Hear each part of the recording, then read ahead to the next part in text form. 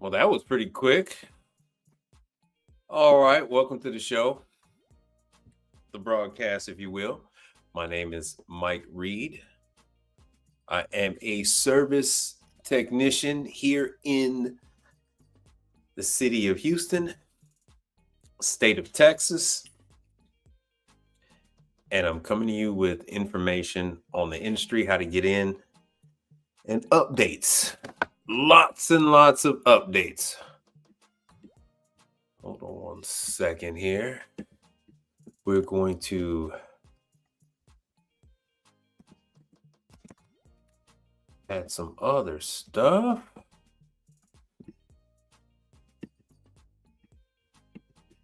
Let me take myself off the screen.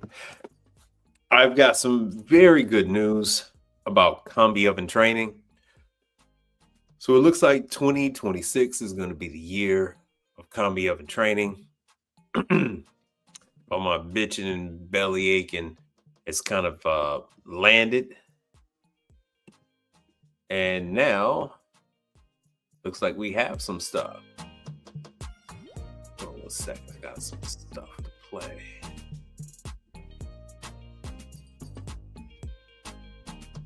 I added some other little sound features.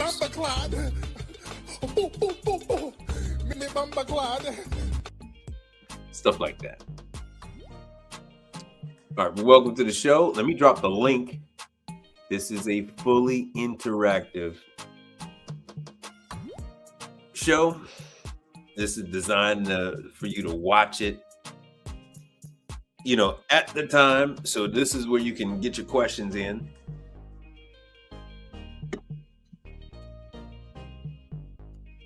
You got to have vision. All right, hold on one second. Let me get the link.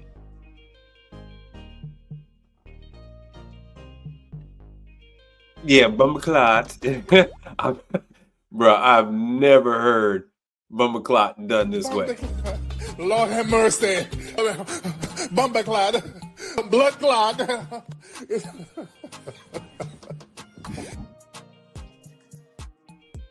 I had to erase my other soundbite of Bumba Clot because the Tariq Nasheed one is way funnier. I think that was way funnier. Every time he says that, I fall out. I absolutely, positively fall out hearing that one. All right, let me put this on the big screen. All right, we talked about, good evening. And just so you guys know, that's the link. You can click on that link and you can talk to me live. We can address your questions, your comments, your concerns live. I had a nice little trip. I had a nice little trip at CVS today. So I guess I can talk about some of that.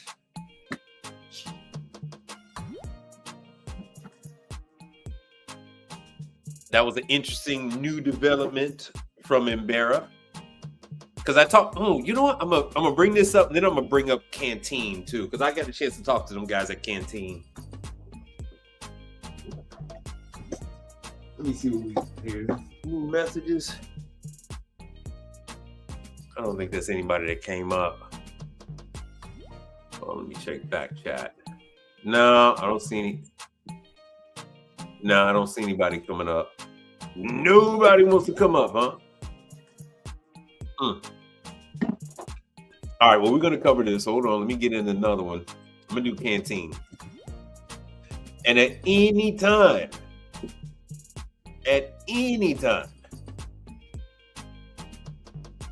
you could butt on in. It is not a big deal. It's a free-flowing show. This is a teaching show. This is not about me. This is actually about you guys learning. What made me relocate to Houston is that I'm from Chicago. And right now, hold on, let me show you what's going on. This is a prime example.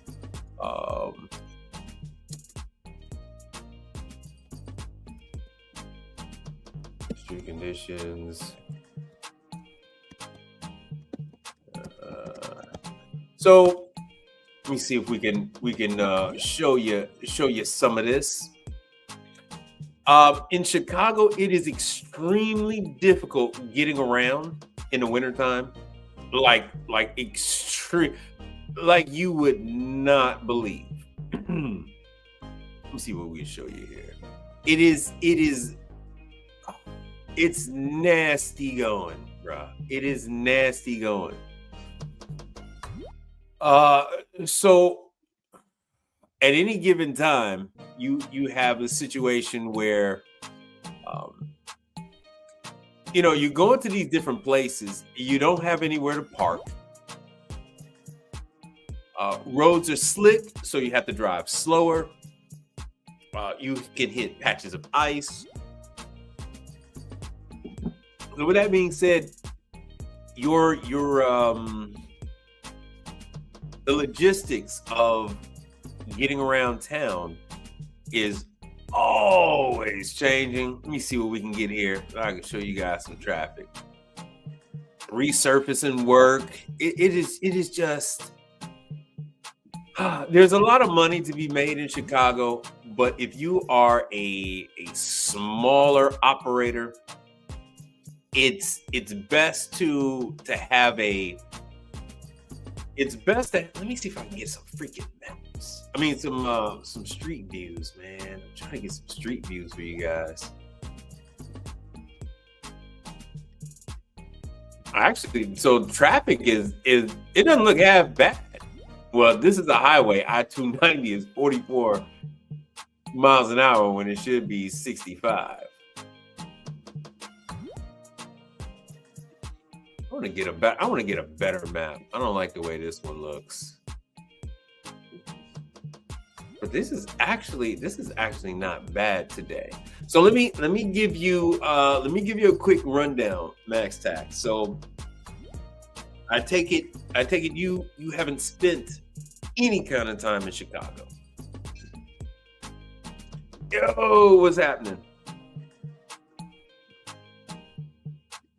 So Chicago is a very congested city, as you can see from this map, this atrocious map. People have to live around Lake Michigan, so it's not a situation where you have a technical north, south, east, and west. Oh, okay. All right. So I used to live on 53rd and Cornell. I had bought a property over there in Inglewood. I'm from Maywood. Went to high school in Oak Park. not OPRF. I went to high school in Oak Park. I went to university at Lewis University, down a little further down. So you living in Hyde Park is one of the worst places to do any kind of service work in. A lot of high rises, a lot of multi-family living, very little parking. I mean, when you go visit someone in Hyde Park, you have nowhere to park. It's a lot more convenient to to take public transportation, to Uber. Like when I lived on 53rd and Cornell, the car stayed parked, bro. The car stayed parked, and then you would just like walk anywhere you wanted to go to. Amtrak comes right there. You hop on the train, and then from you take Amtrak downtown, and then from downtown you can go everywhere you want to. I lived about 5 to 7 minutes away from Obama's house back then. For those of you who don't know, 53rd and Cornell is like you're right there in Lake Michigan. It's only like 2 blocks away. But it's atrocious. It's atrocious doing business in Chicago. I remember one year when I lived over there in Hyde Park, during the snowstorm, it was actually more efficient for me to walk to the service calls than it was for me to wait on the snow plows or get, stuck in snow. Then when you're in Chicago, you can't park on certain sides of the street. You can't park on certain streets, period. You need a permit to park. It's just atrocious. It's atrocious. And then Chicago is a very large mecca for people all over the world. So you're often dealing with people who are, Middle Eastern, Northeast African, Asian, and everybody wants to haggle. They wants to do the things with prices. And it's like, no, we're not doing that. It costs too much money. And when you do find somewhere to park, you got to pay like $50 to park at a parking space. It was too much. Taking calls outside of your immediate area, even still within Chicago, like going from, let me show you on this freaking map here. Going from, oh damn, if this thing is even going to let me do it. When you're going from, let's just say this area down here over to an area up here, like on Chicago Avenue, it's going to be a lot of work. Up there, Fullerton, 64 is North Avenue, a lot of work. Western, all of this area over there. And then I actually had a store.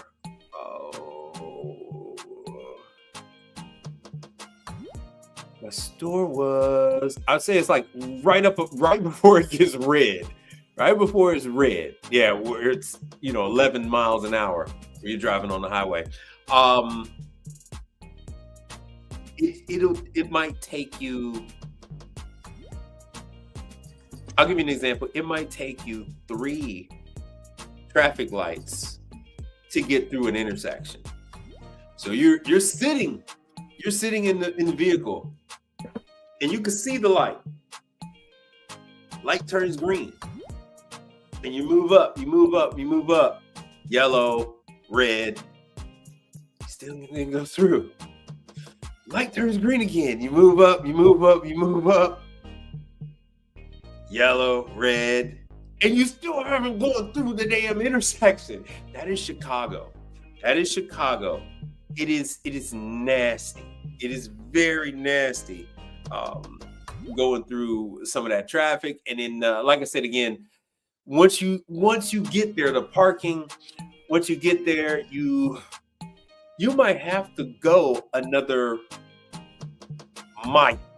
You might have to park a mile away. Now, these are city blocks. You might have to park a mile away from the actual location that you're trying to go to. So it's just thinking about all this is giving me grief. Just even reliving some of the drama. And the whole time the customers are like, are you coming? When you coming? Blah, blah, blah. People want to yell at you because they want you to go out to Evanston. People are yelling at you. And then, you can't take a truck onto parkways. You can't take a truck onto Lakeshore Drive. So certain thoroughways, you're not allowed to take a service vehicle. That drastically changes the way you maneuver through town. And then you might just be driving through, and then all of a sudden stuff is shut down. It could be a movie. Oh, like when I lived in Hyde Park, they were doing movies, and then they would have several blocks shut down, food trucks and all that other stuff there, the catering, the whole nine. It's just a drama. And then when I lived there, Obama was president, so they were shutting down Chicago was a whole thing, man. The president of Mexico used to go to Chicago all the time because Chicago has the second largest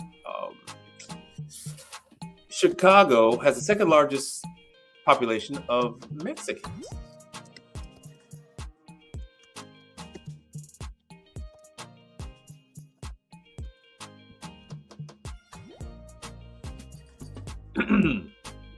So Chicago has the second largest population in the United States of these Americas. Yeah. And so what this means is that when dignitaries come up from Mexico, there's a lot of traffic. Because because Chicago has the second largest population of Mexicans, they do have a lot of events, a lot of parades, a lot of festivals and whatnot. You get to and then the damn festivals. I don't even want to start about Streeterville Festival, Taste of Chicago, every single, because Chicago is made up of these neighborhoods. Every single neighborhood has their own fest and stuff like that. So then you can't get through. So you got your up north, you got your Swedes and all your Nordic people, and then they have their freaking thing. Pilsen, all that. You got your stuff. Chinatown has their thing. Greektown has their thing, even though there aren't Greeks in Greektown anymore. Chicago is just a whole thing.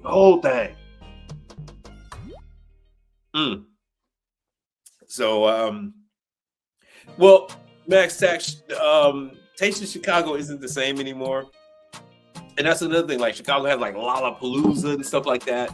They shut down so much stuff downtown Chicago. And when you know it, that's when customers are asking you to come down to their place, whether it's a restaurant, whether it's restaurant or whether it is residential.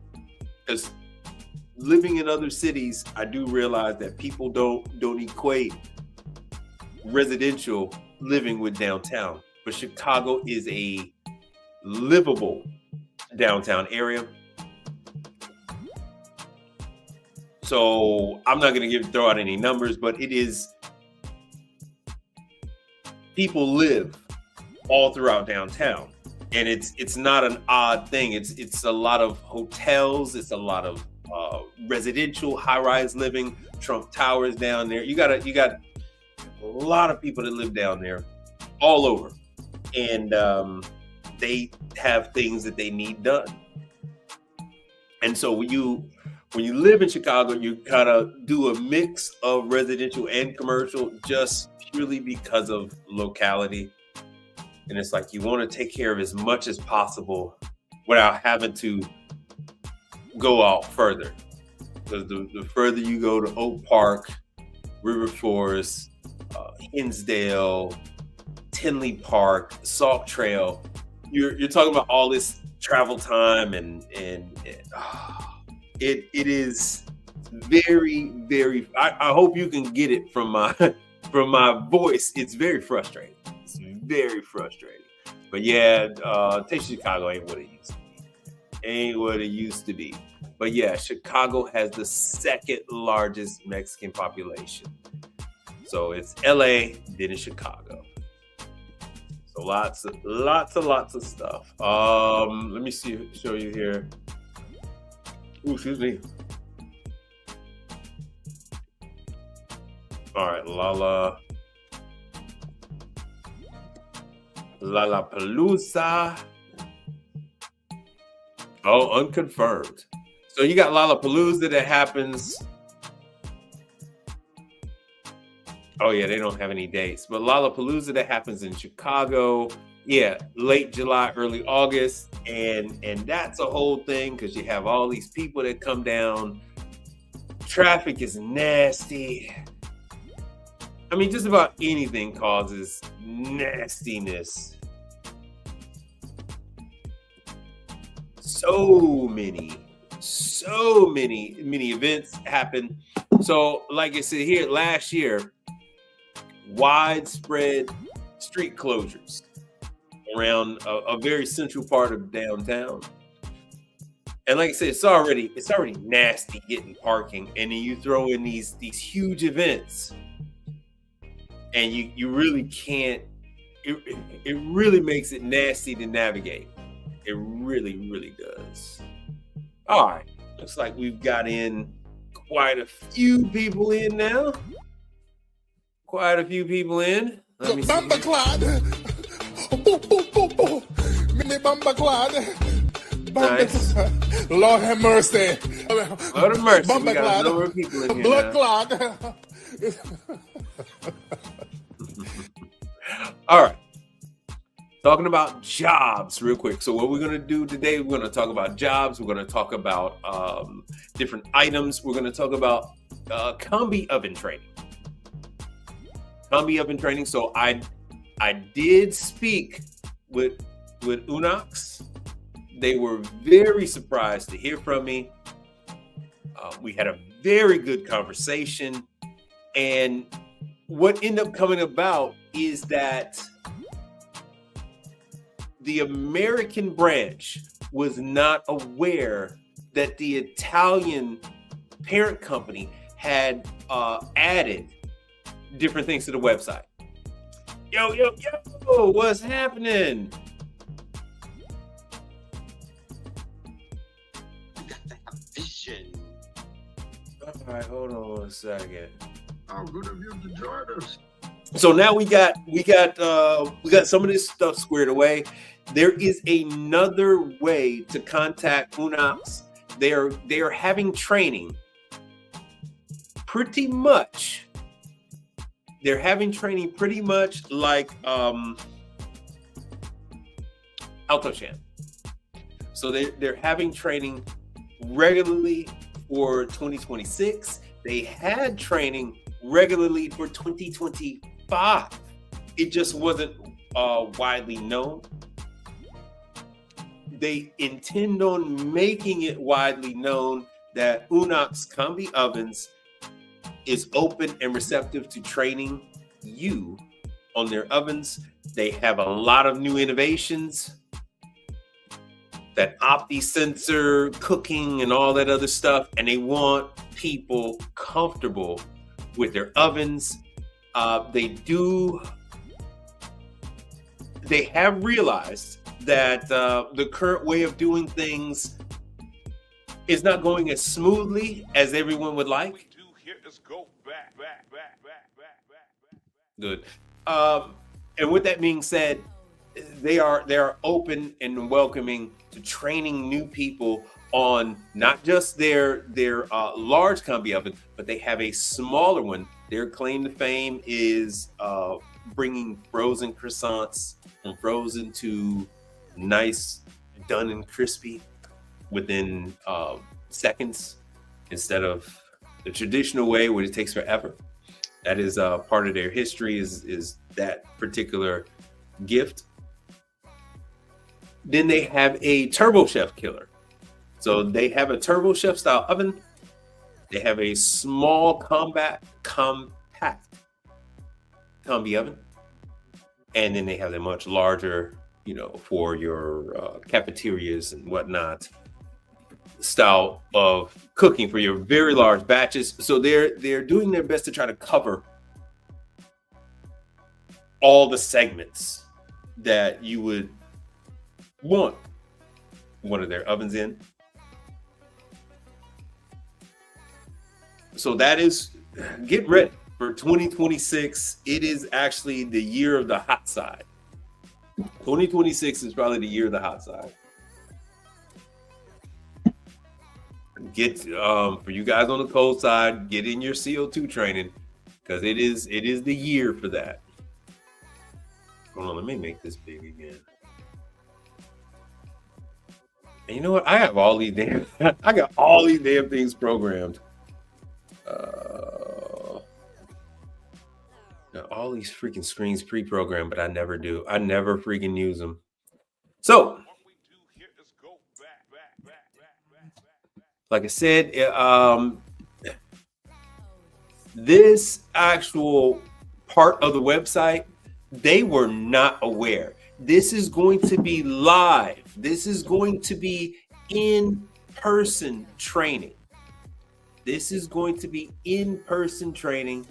In order to contact them, it is going to be, it is like tech support. It's tech support at Unox. I actually have the full email address. They requested that I send them the information, my information, and they're gonna put me on the list. You do have to go to Charlotte. You have to fly into Charlotte. Hold on, let me see here. Unox. Well, I showed you guys before. There's their combi ovens. Oh, these are the smaller ones. They fit the 18-inch tray. Where's the big ones? Is there convection? Well, I guess that is the big one.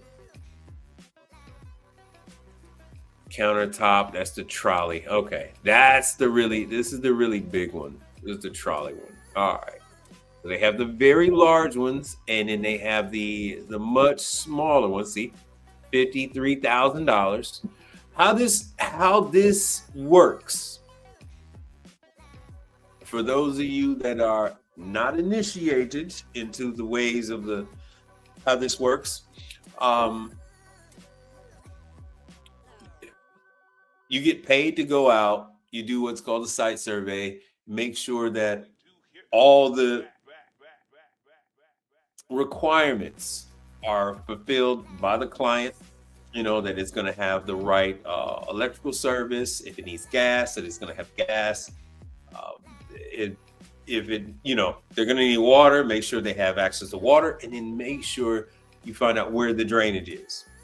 Oftentimes, what I've had to do, I've had to run water from halfway across a damn kitchen into other areas, run drains ridiculously long. But as long as you had the pitch and everything else like that, you'd be fine. And then after I was done installing everything, you get paid to install. What would then happen was a different party would come in and then do the startup. Well, they would like to streamline most of that, which means that you would go out and you would do the site survey, you would connect the units, and then you would train the customer once you're done with everything. So, because a lot of people are taking away market share from Rationale. Rationale has to be feeling the heat, but it is what it is. It's Rationale people are locked in with that. We got the rest of the world. It is what it is. So they have these rather large ones, and then it goes all the way down to here's their speed, which these are roughly about the same size as the Alto-Shaam vector ovens. So this is a direct competitor for that one. Although I think these might be a little more expensive than those. So as you can see here, I mean, you're dealing with microwave. You're dealing with, so it has humidity control. So it's injecting water into the units. They have their dishwashers. So they actually wash the machines after it's done, which means you're going to have to connect the chemicals and all that other good stuff. Advanced digital intelligence, which is that the eye, and it sees what you put in there, and it cooks according to what it sees. And that's kind of like this automatic program and all that good stuff. Anyway, so that's Unox, and then let me show you here's my speed of it. Oh yeah, these are the yeah, there's no microwave in this. Yeah, there's no this is just a little easy bake ovens. But these are regular convection ovens. It's the very small one. As you can see here, they fit behind bars. I can't begin to tell you how many bars use these type of ovens, from the Vollrath ovens all the way up to, you know, who's king in this category, I want to say is it's also an Italian one. It is somebody help me out here. Somebody help me out here. What's the, oh shoot. What's the one that's king when it comes to like a really small place? They'll put a convection oven, and it's European in design, so it's relatively lightweight. I wish they had the weights on here, because these things weigh like next to nothing. I mean, the heaviest thing on these things is the convection motor. They weigh nothing. They use like just air.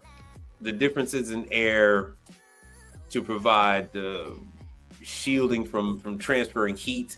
So it's just like sheet metal stacked together. There's like no insulation on these damn things. Damn, I wish I could find it, but that's all right. It's gonna hit me too. It's gonna hit me. All right, but anyway, so that's Unox. Hold on. So Unox is doing training.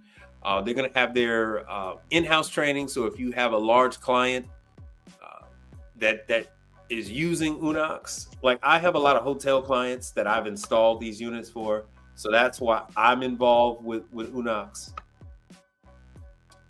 And you might actually pick up a dealer in your market that deals with Unox, and you could talk to them about providing service. That way you get all the CODs, that way you get all the installs.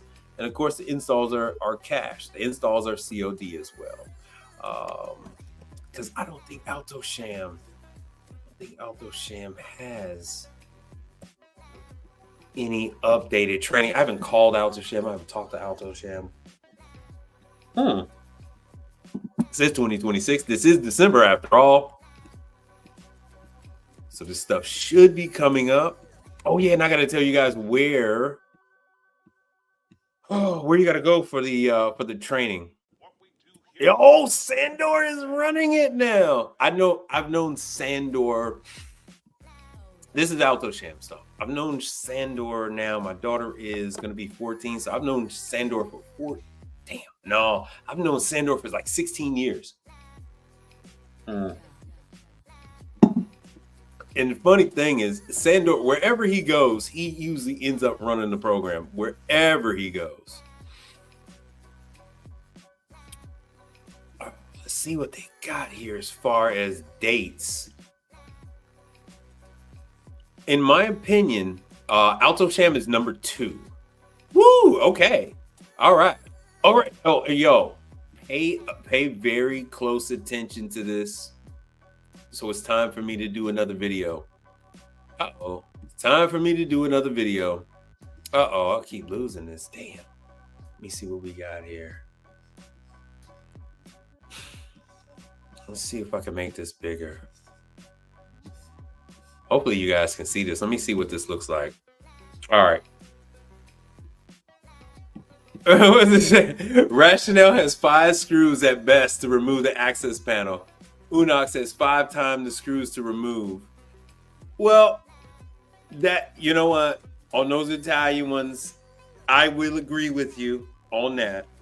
I will agree with you because Rationale, like, I think you've overstated the 5 screws to remove an access panel. Would it be fair to say sometimes there's only one? Sometimes there's only one screw to gain access to the access panel on a Rationale. But then again, what's the drawback on the Rationale? $3,000 filters. You know what I'm saying? $3,000 in water filters that you got to change every couple of months, and the customer blames you for it.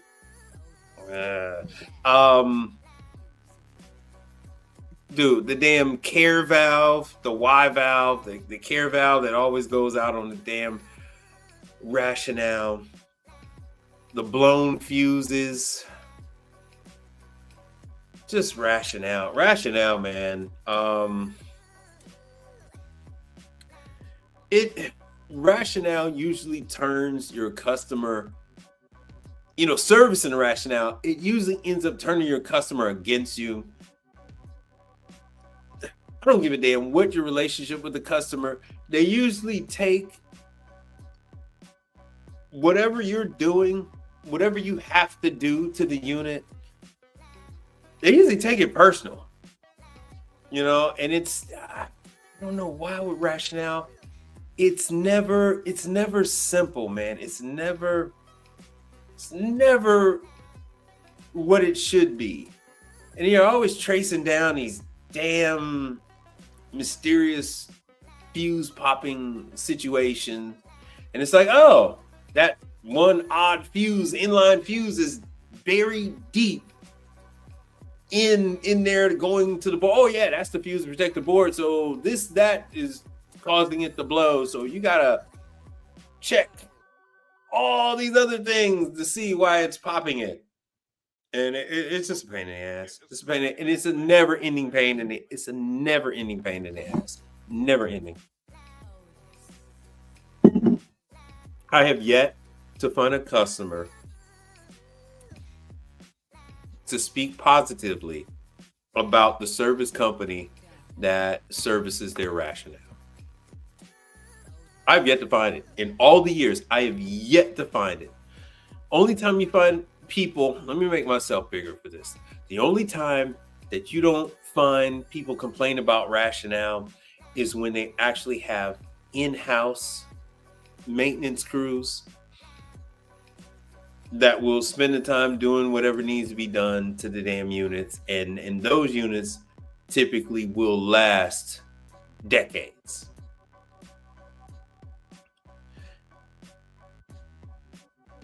Not always, but those stand a better chance of lasting decades, those Rationale units, versus when they have an outside service company that only services, that not only, but services Rationale. It's an authorized Rationale company. Just everyone ends up hating them. Everyone ends up hating the company that services Rationale. Not the kid. I'm good. All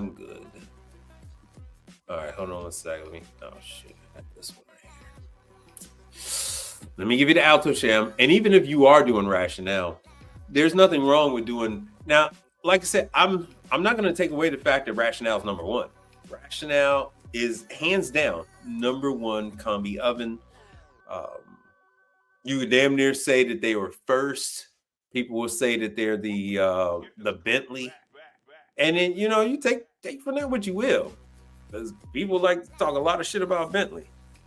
People talk a lot of shit about Bentley. They talk shit about Jaguar. They talk, so it is what it is. But as you can see, these classes are already filling up.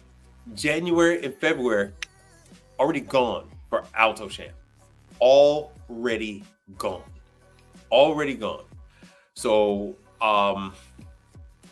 my advice is, if you're gonna do, oh damn, my bad. If you're gonna do one of these two,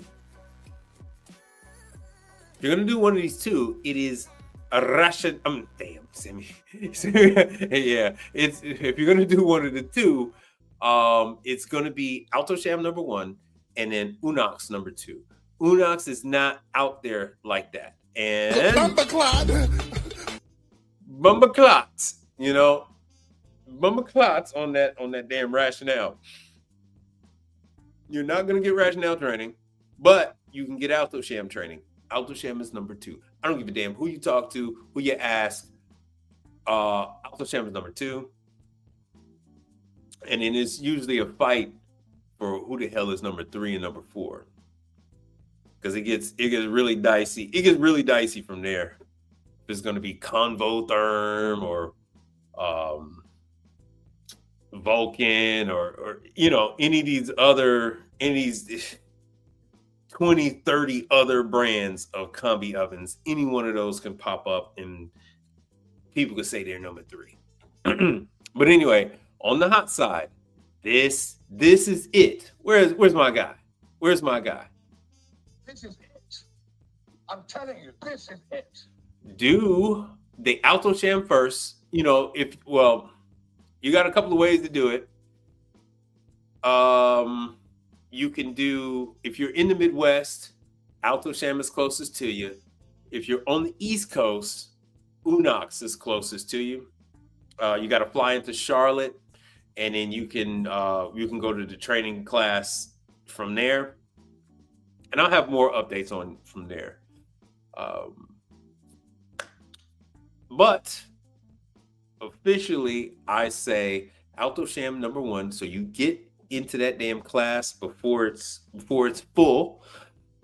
Alto-Shaam number 1, Unox number 2, and actually Unox is kind of being a little choosy, even still, even acknowledging that they need to be more open and welcoming to new technicians, and they need people trained up on their oven. It's the most advanced combi oven out on the market, hands down. Hands down, the most advanced. Unox is the most advanced combi oven out there. They know they have to get more people trained. They know.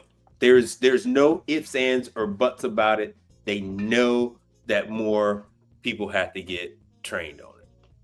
This is it. All right, so Untamed Kangle says, well, it seems to be oven of choice. Seen them in the backgrounds of kitchen programs on TV. Rationale is the oven of choice because of marketing. There's nothing you can point to. Let me make myself big. There's nothing you could point to. There's nothing you could point to with Rationale that places Rationale higher up than any other combi oven out there on the market. They brag about the fact that they have servicers, this large service network. Well, guess what?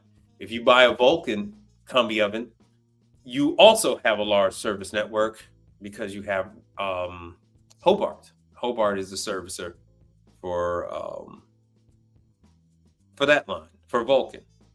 So just like you can't get any training on Vulcan unless you're an in-house guy, you can't get training on Rationale unless you're an in-house guy. So unless you take a job working for Tech24 or one of these other places, you're not going to get training on Rationale. Unless you take a job working for some college, some hospital with the 20 damn Rationales or something like that, you're not going to get training on Rationale. It's not going to happen. And even still, point to me. Matter of fact, tell me who's getting all this money off of, what independent is making all this money off of Rationale ovens? In the chat. Go ahead, tell me. Throw out some names. Name for me one company that's not a Rationale authorized service provider. Name for me one of these people who is making all this money working on Rationale. The only people making money working on Rationale are the authorized service companies. No one else is making money working on Rationales. No one else. Not one person in the entirety of the United States of America. Not one. Not one. Not one. Matter of fact, hold on, let me do this. Let's do this.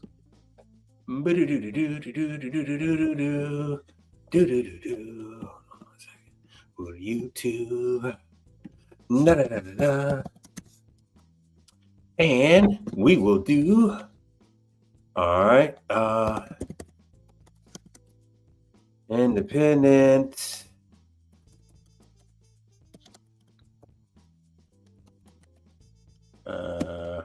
Damn, I'm spelling it wrong. Oven service company.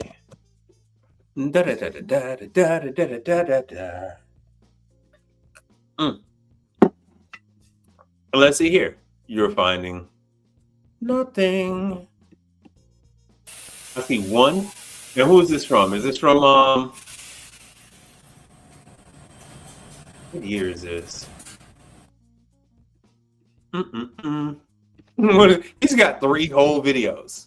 One on a mixer, and it doesn't even look like he's in the United States. This guy might not even be in the US of A. Matter of fact, judging by the name that's on that, I don't think this guy's in the US of A.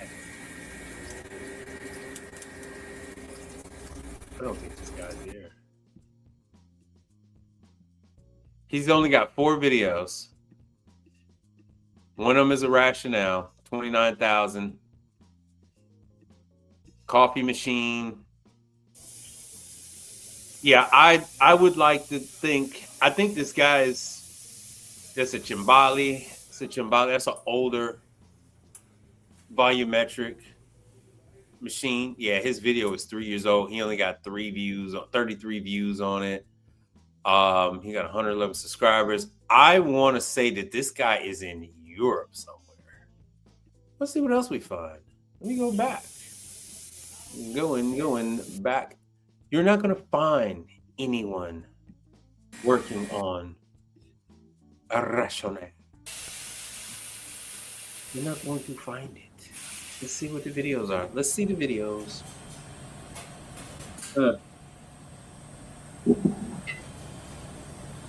Yeah, this stuff don't work. So let's see here. This guy's advertising. Magic Touch. That's an old. See that one? It uses that literally has like 1 screw, and that's the old one with the knob. They don't even have that. You lucky to find one of those.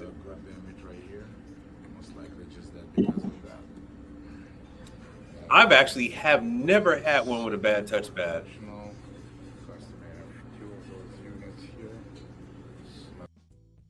Yeah. Rationale oven repair. Let's see this one. Not in the United States. Not in the United States of these Americas. Oh, wait. He went to New York.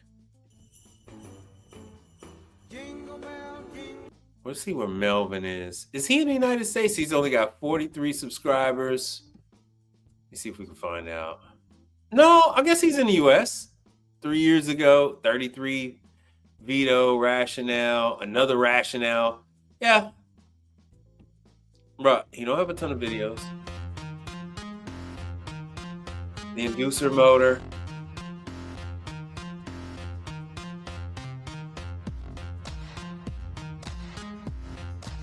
Yeah. You don't find a Rationale. Many companies that service Rationale. Yeah, a lot of this old stuff. A lot of the old ones. Okay, here's one from 8 months ago.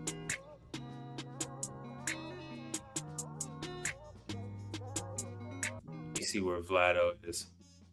Oh, yeah. He looks very Eastern European. Yeah. Let's see if any of this stuff is in English. Care Pump. Because you get a bunch of stuff gets locked up in there. So as I said before, you're not going to find a bunch of guys showing this. You're not going to get a bunch of guys. Commercial Kitchen Chronicles, he put out showing his gas flue meter, because you're gonna need to test the combustion on these. There's the module test, and once again, these are older units. They don't have these knobs on these units anymore. So these guys, they've had that. Oh damn! There was a date on there. Oh, that's 2025. This is an older one, and there he is dealing with that damn. He's testing the care solenoid, the care valve, checking the flow rate. Checking the flow rate. Oh yeah. Yeah, I am. Untamed Kango. Yeah, 1000%. I am super confident. And if you dig into any of these guys that put these videos out there, I'm willing to bet that if they didn't come from another country where rationale is a normal thing, yo, Brother Frank, they probably worked for a company, or they were an in-house guy, and now they've gone out on their own. But it is a very tutorial and max tax tutorial. I wasn't trying to spell tutorial, but I've had one hell of a day, bro. Brother Frank, being involved and being active on his YouTube channel. Well, welcome back, Brother Frank, man. Hold on a second. So yeah, you got it's. Tell me who this. All you got. Oh, that remind. All you guys have is these. All you guys have are these illusions, these imaginary riches that you're going to be making on Rationale. If you are not the authorized Rationale guy in your market, no. Yeah, see, here's a guy right here. He don't speak no English. Carhartt Seat Saver custom seat covers. Outwork them all. As a matter of fact, I got this. I have this video for you.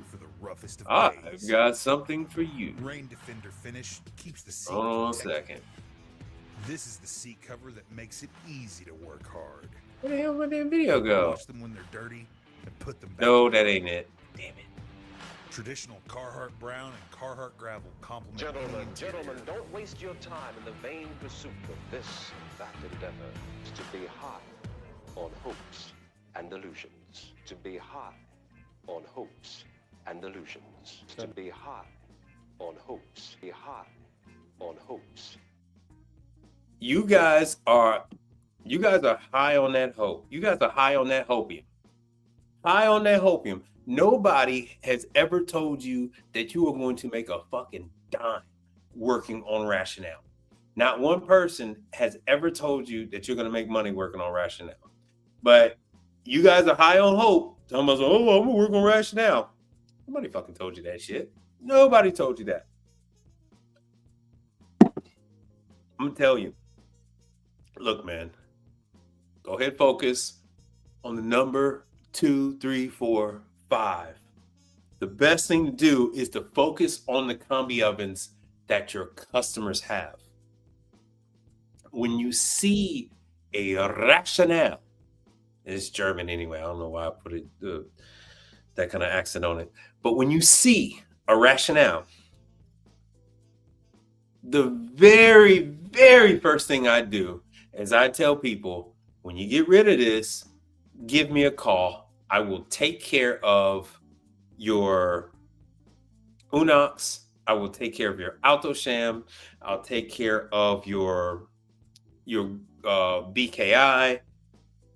I will take care of whatever else you got, you know, except for Vulcan and Rationale. Outside of those two, I'll take care of whatever the hell else you buy. I'll help you snatch this thing out. No, that's what you do. That is it, Brother Frank. That is what you do. When you see some bullshit, when you see the customer has some bullshit like that, that's what you do. I go, oh man, you got Rationale. Me Bamba Clad. Bamba Clad. Lord have mercy. Oh, Bumba Clyde, you got that Rationale bullshit. Look, man, when you get sick and tired of these damn expensive ass Rationale bills, give me a call. I'll be there. I can't sing, but I would do a Jackson 5 I'll Be There rendition if I could sing. So that is what you do. Whenever you see some bullshit, you tell the people, hey, I don't service that bullshit. But when you get rid of it, when you get tired of their bullshit, come holler at me. I'll definitely take care of you. And like and like Billy D. Williams say, it works every time. Or like they say, 60% of the time, it works every time. But that's what you do. That is what you do. All right, so we covered these damn combi ovens because you guys are out there on that hopium, chasing this fucking dream that you're never going to see the fruition. Never going to see the fruition. It's not real. You're a grown ass man. Stop chasing fantasies and shit. Leave that shit alone. Let me see here. It is Unox.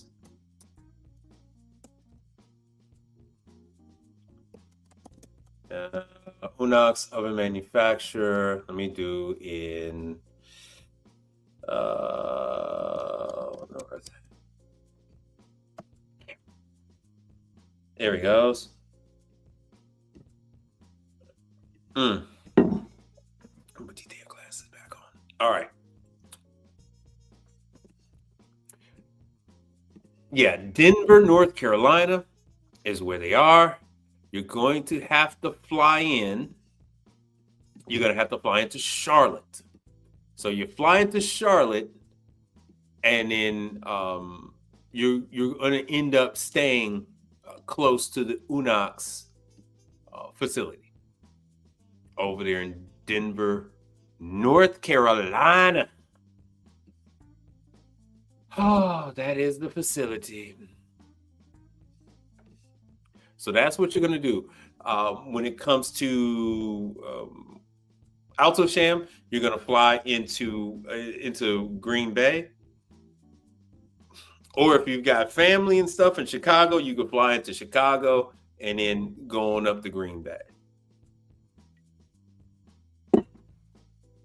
So you got your options. And that's another thing. You can also go to Chicago and drive up, or a couple other cities over there. But if you're looking for a cheaper ticket, you could do Chicago, and then you can take the train on up, or you could drive on up, or you take the bus on up. So you got a couple of options with that. Now, this is Unox. Like I said, Unox is being extremely aggressive with their marketing. They are being extremely aggressive with this very technically advanced This is it. oven. I'm telling you, this is it.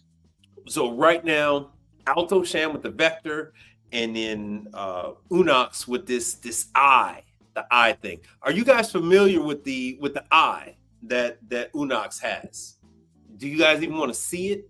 If you don't want to see it, then I'll move on to some of the other stuff. But just know that the Unox oven, you could take your raw food, you put it on the tray, and as you slide it into the oven, the eye sees the food going into the oven. You can do various different configurations too, and then automatically starts the cook for that food. No hitting buttons. You can also do it with your phone. No tapping on the phone. It automatically is going to start cooking the food according to programming. So that is what Unox has got going on. And I don't quote me on this, but I think they have this like retrofit thing. They have some option where it's like $1,000 to add the eye to some of their other ovens. You want to see it? All right, cool. You want to see it? All right, here you go. So let's do it.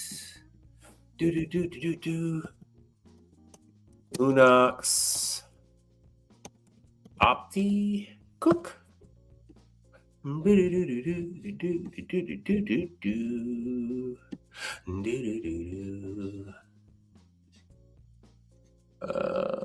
man, show me the damn video. Let me do this. Let me just go to YouTube, and at the shows, at the cooking shows, restaurant show and all that, they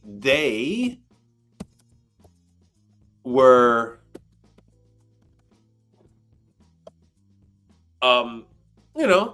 showing off. Ooh, these shorts are good. Let's see if one of the shorts. No. Hello, my name is Kent Nani. I'm your personal active marketing chef for Unox. Unox is a leading provider of combi oven solutions in the market. One thing that's unique about us is the versatility, as our ovens can steam, smoke, poach, braise, dehydrate, air fry, and anything you can imagine between 86 and 500 degrees. With multi-time, let's get my new products out. Then I shut that door, but each time I've done that, I've lost all the heat and energy. By the laws of physics, that's 6.5. This is bullshit. Let me show you the Opti Cook. I really want to show you the Opti Cook. Oh, there it is. There it is. Hey, Unox, preheat it to 220 degrees. Okay, preheat to 220 degrees. Hey, Unox, preheat it to 220 degrees. Okay, preheat to 220 degrees.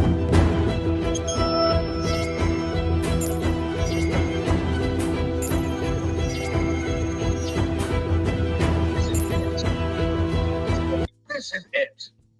Yeah, so yes, that's Hey, we're over here at Unox, and they have launched what might just be the most powerful combi oven ever. We need to talk about the Chef Top S.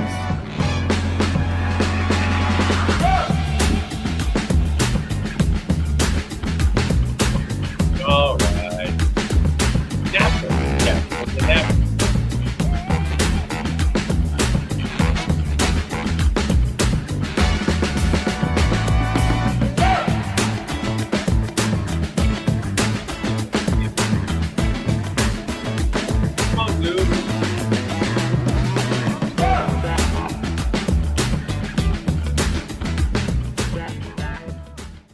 They're very proud of this oven. So listen, sometimes innovation can happen for innovation's sake, but not here and not with Unox. They've taken all the feedback they've received from their consultants, from their designers, from their operators, and most importantly, from their chefs, and they've baked all of that into this oven.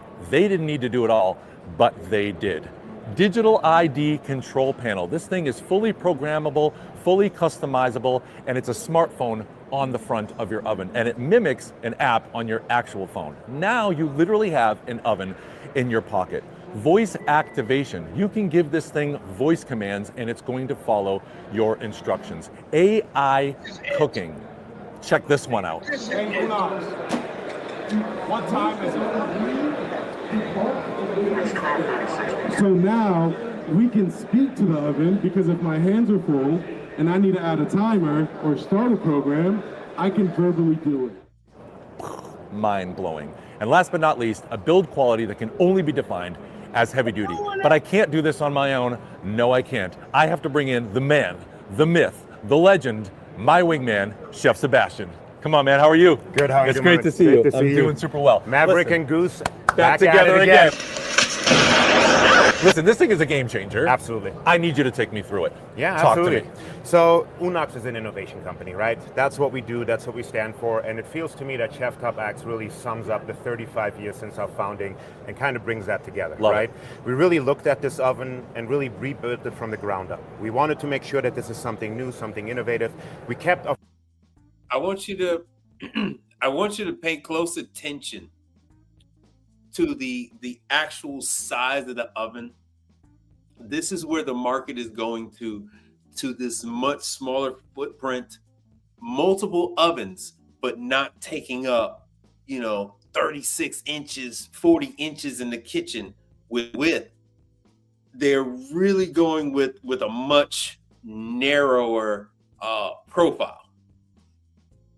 Of course, our existing technologies, the Drymax, the Steam Maxine, all of those things that we're known for, but put them in a much nicer package and a much more efficient package, right? Total reboot. Complete reboot Love from it. the ground up. New washing system, new fans, new fan sizes, everything rebuilt from the ground up. Wow. But as you said, the absolute star of the show is the digital ID as well as the AI, right? It's probably the most intuitive interface that you can have on the market right now because it mimics what we do every single day anyways. You're on your phone every day, every minute, all the time. It's what we're used to. Feels the same way. You can customize this, you can build this, you can make this your own, right?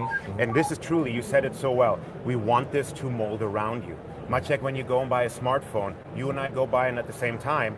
It's the same smartphone in that moment. A month later, you've customized yours, I've customized mine. 100%. That's what we want with this. Out of the box, the same for everyone. In the end, everything the way you want it. Wow. The AI will constantly ask feedback from you, from the cleaning cycles to the cooking cycles and so on and so forth. So it will constantly try to improve itself and be the best assistant it can be for you. So the oven is always requesting feedback from the user on all the various cycles and attributes of the unit to continue to mold itself into what obviously works for it. Absolutely. That's fantastic. Yeah, and the Super greatest cool. thing about that is because you can create these profiles will travel with you anywhere you go. Sure. I can fly to South America, to Asia, wherever I go. I log into one of these ovens, my profile will be there. All the knowledge I have gained and taught this machine will be there. So it knows how I cook, how I like to cook, and how I interpret the cooking. I mean, first of all, it's cool. See, so what they're trying to do is build that loyalty. What drives these purchases are the executive chefs, the head chefs. What drives these purchases are these restaurateurs who have an executive chef background. They're attacking fine dining first with this mindset. I'll give you an example. Here in Houston, we have restaurants, and it's just one of them, but they'll have other restaurants that serve the exact same menu in other cities in the country. So there'll be one in Miami, there'll be one in Houston, one in Dallas, one in LA, but they're all serving the same thing. So if you can imagine, you have one of these ovens, and then when the executive chef goes through, when the ownership and quality control go through, all they have to do is take their phone, and they're able to run through the new programming, the new menus, and train the staff. Everything comes out the same. Everything comes out the same as intended. So people like consistency. They want that whole McDonald's feel, but they want it at that higher level. So this way, when this stuff is cooked and you've had it in Miami, when you go and you bring your loved ones to the same restaurant that they have another one in Houston, you want that same, say, I told you it was good. They have this in Miami, they have this in South Beach, and I told you it was good. And it's supposed to turn out exactly the same. And that is what this is. That is what this is doing.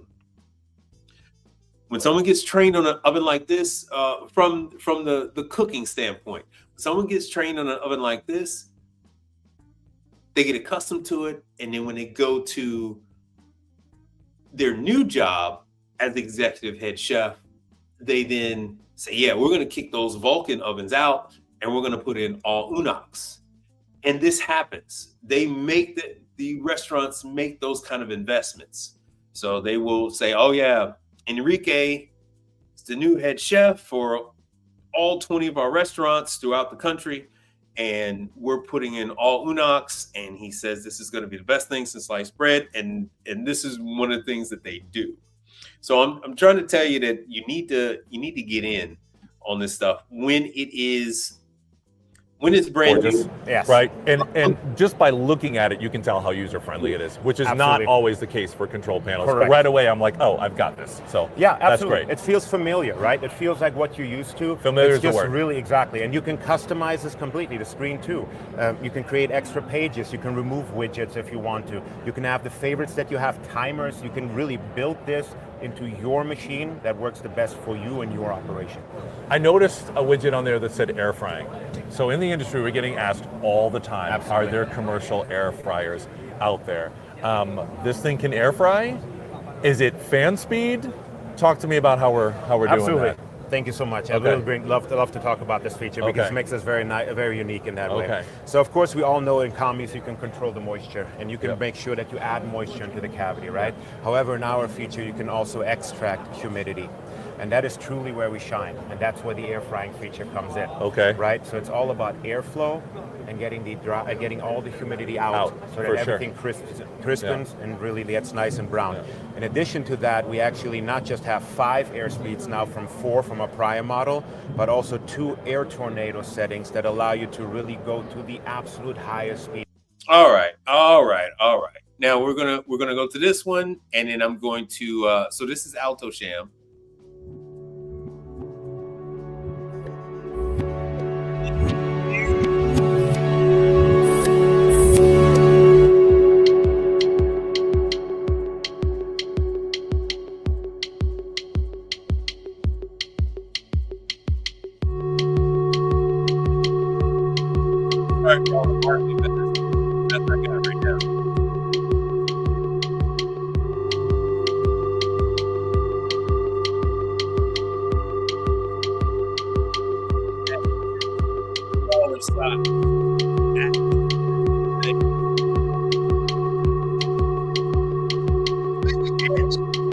I'm telling you, this is it.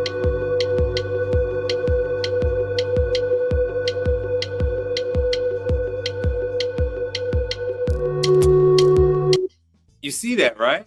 You see 1, 2, 3, 4. So now you have 4 impingement blowers to work on. 4. You have, a lot more things to work on. So it would behoove you. Now this is Alto Sham. It behoove you to go to the class because, like I said, this is the next big thing. It allows you to cook. The way they have it set up, it allows you to cook different temperatures on each different level because of the impingement blowers and no flavor transfer. So the thing is, you can cook fish on one level, steak on another, pizza on another, and your pizza is not going to taste like fish. Your steak is not going to taste like fish, and vice versa. So, I figured this is all marketing. I like to have a little bit more with the chefs, but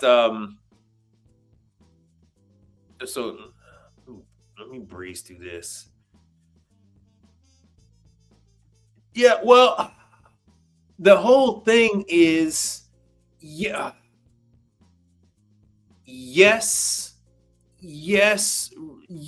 race for the preferable combi oven. So a lot of guys are worried, they're scared, they're petrified, like, oh, there's so many other servicers. It doesn't matter if there's a million service providers out there. If they're not trained on that oven, they're not going to be able to work on that oven.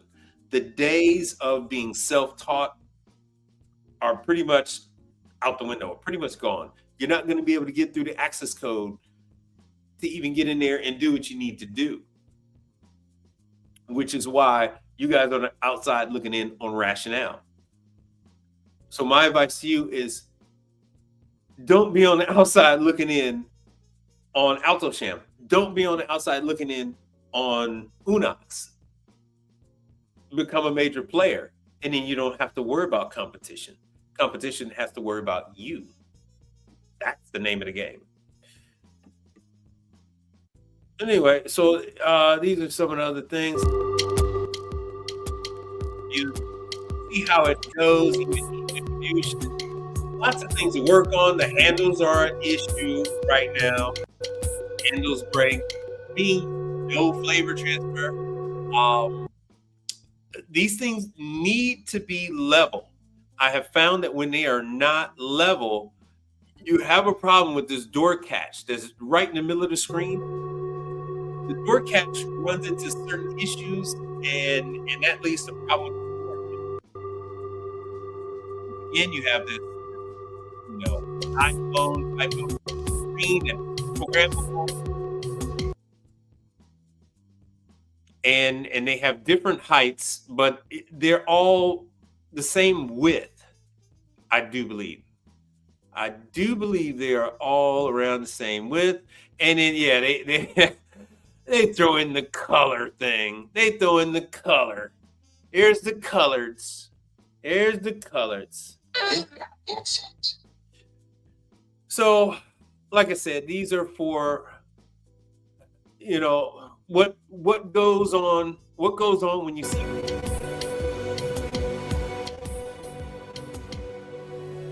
is those are then marketed. The color ones are marketed to your stadiums.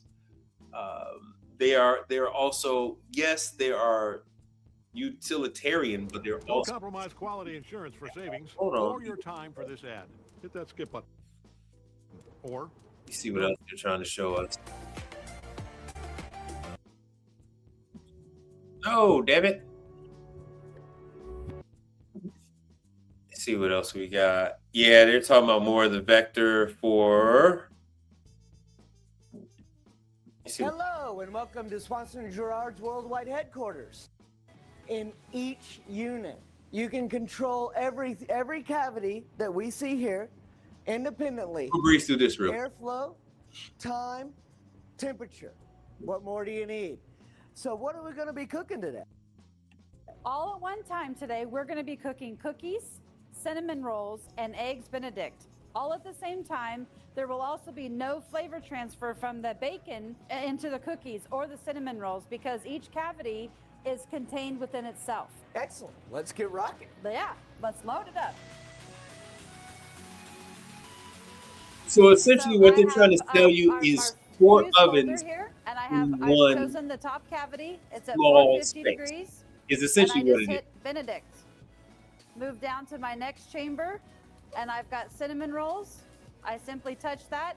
The program is already built into it. We have stage 1 and stage 2 there, so it automatically is going to switch over to the different stages when it needs to. We're going to go on down here and get our cookies going, and that's all we have to do. Now, I'm going to tell you how important that just was. I went to one of my very frequented customers. I worked on their convection oven. Made sure to leave the damn convection oven on so that when the evening shift came in, they saw that the convection oven was working. They would know that the convection oven was working, and all would be good with the world. I got a call from the manager of the hotel. Says, "Oh, the oven isn't working." I ran on over there today. I only live 15 minutes away from this hotel. They didn't know, the shift that came in didn't know that they had to turn the oven on. They actually had it in cooling and not in cooking. So there's a cooling function, which someone had flipped the oven to cooling. So they're like, "Oh, the oven's broke again." No, dumbass. You just never turned it to cook. So a lot of that stuff has been alleviated with this. They want to just take away whatever they can from the workforce and let this thing be as automatic as possible. So this is not gimmick. This is really necessary. This is really necessary. Now, I noticed that there was red and white. What does that mean? So the red ones show that cavity that you're currently on is not available because the temperature is not correct for that particular recipe. The white ones are the available recipes for that temperature of the cavity. Excellent. So basically, it can't take the temperature that you have in that And drop it particular down cavity. suddenly. No, it cannot. Right. So you can see here, if you come in real close, you can see you've got 12 minutes. You've got your temperature at 325, and your fan speed is set at 30%. The three main variables of cook. And as you can see on the screen, this is the AltoSham. This is the AltoSham Vector. So this is one of their very popular ovens. I have roller skating rinks that actually have, what do they have? They have 6 of these things. When you go to some of these bars, they will have like 4 or 5 of them.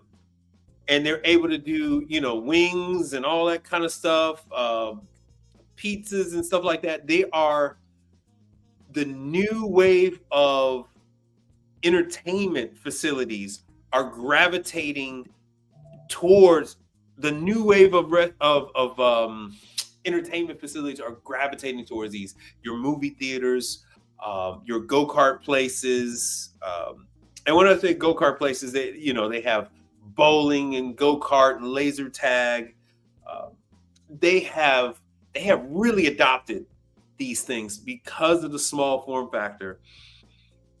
They're able to have quite a few of them, not waste money on having ovens constantly running and heating, these big 40-inch ovens at 450 degrees, and constantly opening and closing the door, and it's hot as hell in the kitchen, and the AC is running. So these things are not introducing a lot of heat to the kitchen. They're able to have multiple units. They're able to prevent food wastage from burning food. As you can see, it tells them every freaking thing they need to know. It actually turns the freaking oven off for them. And then on our end, we're able to go in there and it's able to tell us what's actually wrong with the oven. So you don't have to go there and try to figure out, you don't have to go there with your meter and try to figure here, there. You're able to go onto the diagnostic portion of the oven, and it's able to tell you everything. I haven't been to the classes yet. That's what I'm going to be doing 2026, but I'm pretty sure if it's able to mirror on your phone, I don't know why it wouldn't be able to mirror diagnostic procedures on your phone. Because if you've ever seen me go out to some of these locations, now I'm over there, because it's always the upper oven. And you're on the upper oven trying to do stuff, and they're working down below you on the lower one, and you're like, oh no, go ahead, dude, it's cool. And you're over there trying to put it in and trying to see what the elements are doing, trying to see what the blower motors are doing, what the cooling fans are doing. So this is a much nicer thing. How good of you to join us. Oh, what's going on? What is that? First Sir Anthony? I don't have on my reading glasses. I've been taking vitamins, and that actually has seemed to help. Yeah, First Sir Anthony. Thank you, brother. Thank you for being here.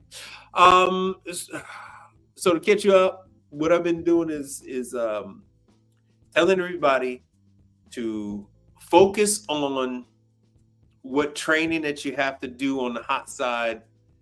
2026, probably year of the hot side training for most people. You can get in your XLT oven training. You can get in your AltoSham training. AltoSham is already starting the waiting list. January and February training classes are on waiting lists already. It's not going to take long before the rest of the year is gone. You book your training classes, and then you're able to get a better deal on flights. Because the longer you wait, the higher the ticket price is going to be on your flights. So you got in Wisconsin, you got Alto-Shaam, and then we have in North Carolina, it's Denver, North Carolina. You have to fly into Charlotte, and then you going up to Denver, North Carolina for the UNOX training. And they're doing it on invitation only basis. But they're going to give me the whole list for 2026. I'm going to give you the list for 2026, and then we'll have the prices too, because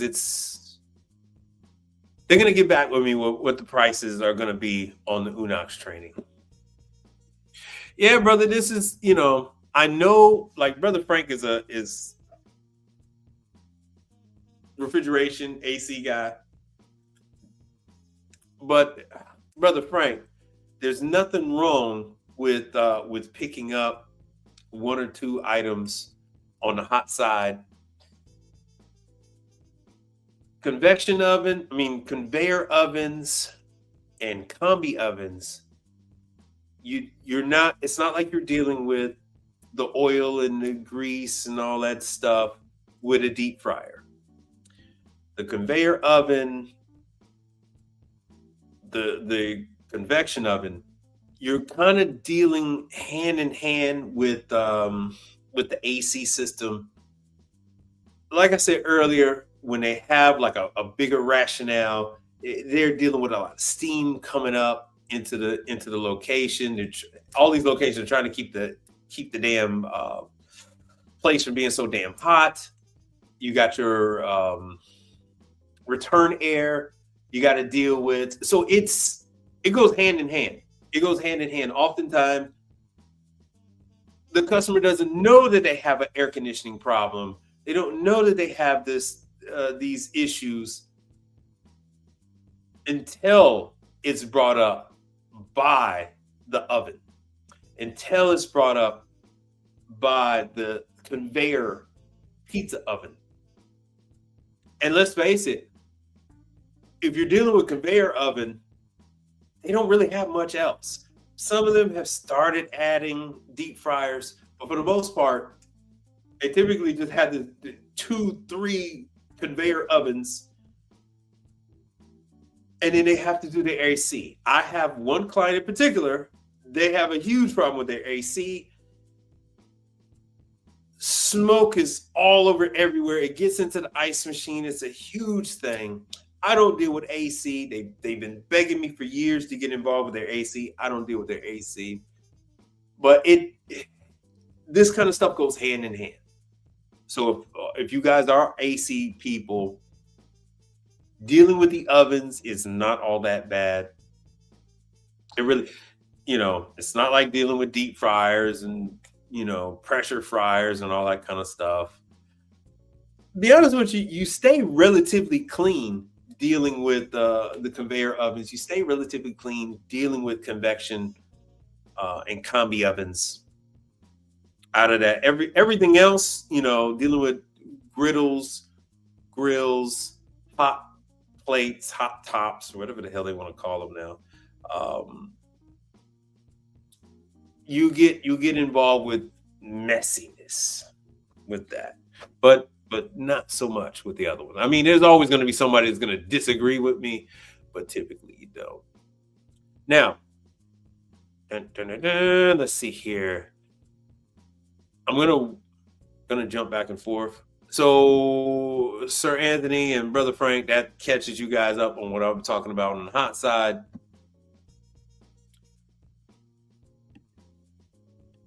Let's see here. Sister Mel had wanted to know a little bit more about the company called Canteen.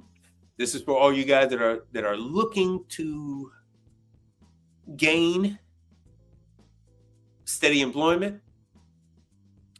This company, Canteen, I went out on their behalf today. It was an Embera job. Canteen purchases the units from Embera. They run their own vending service. This was for CVS. And so there's a whole segment of companies that provide a little store. All right. So they provide the vending machines. So they provide the microwaves. They provide the frozen food, all the snacks and all that stuff. And they have the whole thing where, the customer does the self-checkout. So the customer has the self-checkout. I've shown you guys these vending machines, these refrigerators where they have a camera and they charge you when you put your credit card in and all that good stuff. So Canteen needs technicians. Oh, that is Embera. Yeah, that's an Embera. I believe that's an Embera. This seems to be, it could be something different. It could be something different. I'm not going to say, oh, damn, you guys couldn't see, my bad. I'm not going to say definitively what the hell that is. I don't even know. This might not even be in the US. This might be in Canada or in Mexico or something. Who knows where the hell this is? All right. But yeah, so they run these services. They stock the machines. They charge the companies and all this other stuff to provide this. Oh, another one in North Carolina. So they're in Charlotte. How about that? It all ties in together. Let's see what they got. Coffee and refreshments, the whole nine. Let's see here. Maybe it's under About Us. So yeah, Canteen has a big stronghold here in Houston. Like they have this fully automated, like you put your credit card in, and then once it verifies your credit card, then you walk into the room and you're able to pick out whatever the hell you want, and then it charges your credit card when you walk out. So it's got the RFID chip and everything, and then it charges your card the minute you walk out. So let's see here. Oh, where the hell are jobs? Why are they making it so hard? Why the hell are they making it so hard? So they work on their own equipment from time. I mean, they have their own technicians, but then they could rely on the manufacturers to send somebody out. Maybe it's under career. Oh, damn. There it is, careers. My bad. My bad. Medical, dental, vision, flexible hours, which is true. Hell, most of the technicians are out now because they have so much seniority. They're out till freaking January, which is why I had to be Halo dropped into that joint. Because everybody got all this damn seniority. And once again, they're doing the training. They will train you on refrigeration. They will train you on all of this kind of stuff. All of this. Let's see here. Find your job. Let's see what we got here. Looking for a job with Canteen. You're looking for tech. Let's see here. 60153. Chicago, man. Oh, 10 jobs. Audio visual technician. Oh, on LaSalle Street. Hoity toity. Technicians hourly. Urest is one of their brands. They own a lot of different companies. I didn't even want to get into it. Specialty coffee, blah, blah, blah. Michigan Avenue. Yeah, because they run this. You think you're going to a particular store, and those employees are employees of that branded shop. They are not. They are Canteen employees. Canteen actually runs this stuff. Salary manager, Chartwells. It's very similar. If any of you guys are familiar with the airlines, like you go to an airline, you go to check in. That person that's checking you in doesn't actually work for that airline. They work for another company, and they can actually check you in. They might go and go to behind the counter of maybe 4 or 5 other airlines, and then they check you in. And that's because they don't actually work for United. They work for a company such as pretty much like Canteen. Hold on, I'm trying to find tech. See? residential dining hall, executive chefs and stuff like that. I'm looking for service techs, but hold on one second. They do a lot of this kind of stuff. Hold on.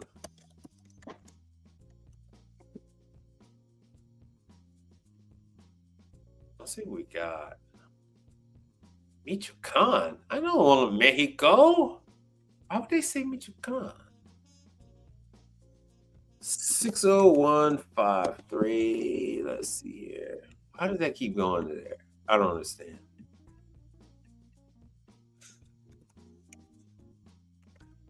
So, like we've had somebody find a job from this before. Why does that keep coming up? What the hell is service? Zip code 60153. Damn, I don't know why I keep saying that. They are being a pain in my ass. I don't know if it's a glitch in the system or what. Oh, Jesus. Look at this. Oh, finally came up. Field service manager, Hayward, California. 10,000 jobs. 10,000. I don't know if these are all service tech jobs, but they got 10,000 positions open. 10,000. Canteen 1, service manager operations, Virginia. That's a coffee service, customer service manager, customer service and route manager. Miramar, there you go, you Florida fuckers. There's Florida. There's Florida. Hold on, there's Florida. Bumper clot, blood clot. There you go, there's Florida. Riviera Boulevard, Dubuque, Iowa. Okay. Customer service lead. So you're going to have to do some looking, but they have lots of service out of 10,000 positions. Operations manager, Katy, Texas. There you go. Food service manager, customer service, canteen. And not all of them are canteens. Some of them are different. Support service utility lead. What was that? Michigan. Touch point, service operations manager. Let me see what this touch point is. $17 to $19 an hour. Housekeeping.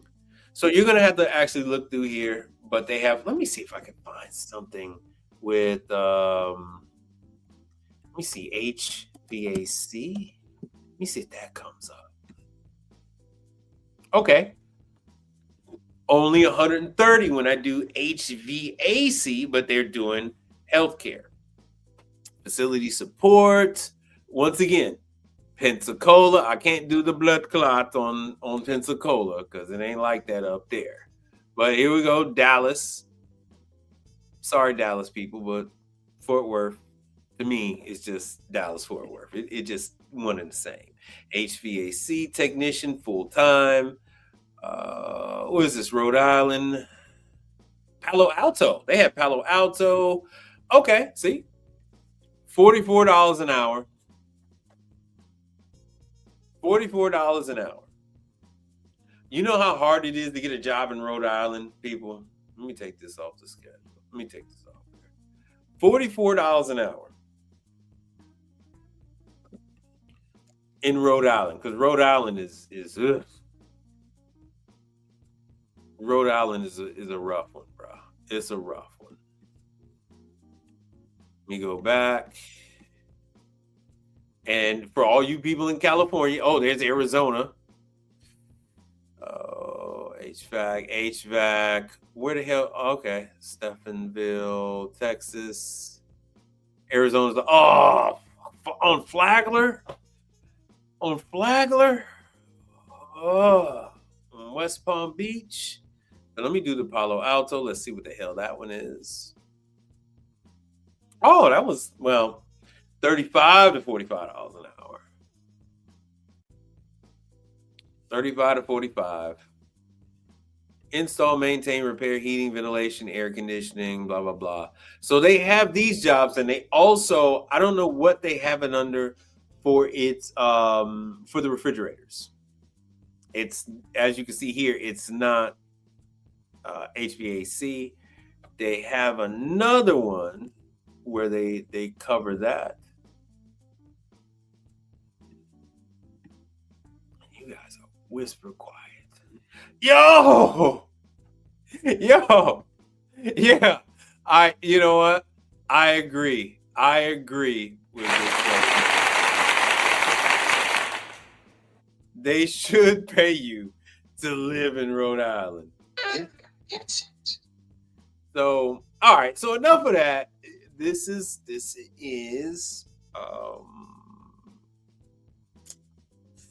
Canteen. That's Canteen. This is just one of many divisions that they own. Like I said, they do the dining. So they handle all of this kind of stuff, the food. So it's just more than just the vending. More than just the vending. They actually handle what they call the food concepts. So you go to these places, especially these malls. Yeah, like in Chicago, they have these like malls, these food halls, and you go there, but all the people there work for Canteen. So it's actually a nice deal for the people that own the restaurant concept. So they just supply the food, which food is supplied by Cisco any damn way. Canteen cooks all the food, and they, it's their menu. It's their menu, but Canteen is cooking the food. Cisco is supplying the food. It's just that the restaurateur pays for the rent. They pay Canteen. They pay Cisco, and then hopefully they take in a profit. But using Canteen, they don't have to worry about staffing. That's the goal. That's the hope, is that they don't have to worry about staffing. But because they do that, Canteen does this. They offer repair services and all that kind of stuff as an upsell. It's like, oh yeah, we can cook for you, dude. Yeah, we can. Oh, that the fridge goes out, we can fix it. We do all that stuff. So they handle. There's a lot of companies like this. Canteen is just one. There are a lot. Some small and some large. Some large. You guys got any questions on any of these kind of companies like this and the type of things that they offer? But they are paying. They are paying quite well, to be honest with you. And the people that I talked to, they said they were happy. They said they were happy with how things were working out.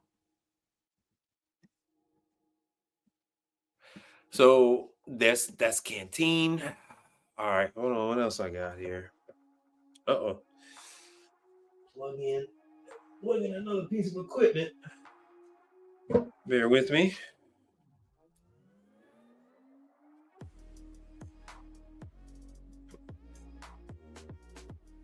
By the way, how was everyone's holiday? I know we have a lot more coming up. But how was your Thanksgiving? Hope everything was well.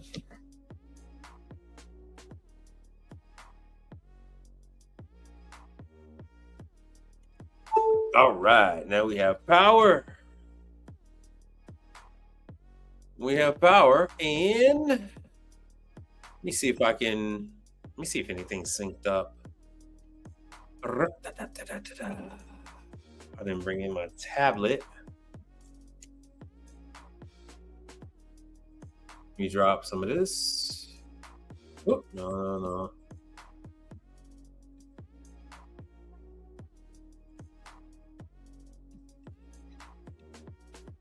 Yeah, so like I said before, this was the Unox stuff. So they are.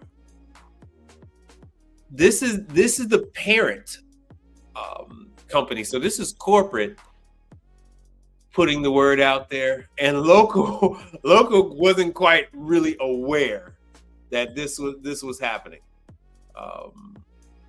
Generac, yeah, Generac is doing training and stuff like that. Hold on 1 second. Oh, let's see. So yeah, this is kind of old school now. This big, large oven. I mean, you could see where all the grease is settled, how much heat loss there is. Compare that with just this steamer. And they don't use the steamer, by the way. They don't know how to. They don't know how to use the steamer. So this was yet again another oven that I had to service. The striker was fouled out. It's just a lot easier for me to just change the whole damn assembly. I had to drill the screw out. The screw was seized up. This is something that you're going to have to do quite often. It's horrifying on the residential side, but it's something that you got to do on the commercial side. Oh, I'm glad. That's good. All right, that's good. Hold on 1 second. I gotta.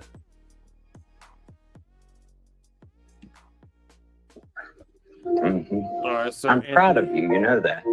Sir Anthony had a good Thanksgiving. Pitcher Man 63 had a good Thanksgiving. That's good to know.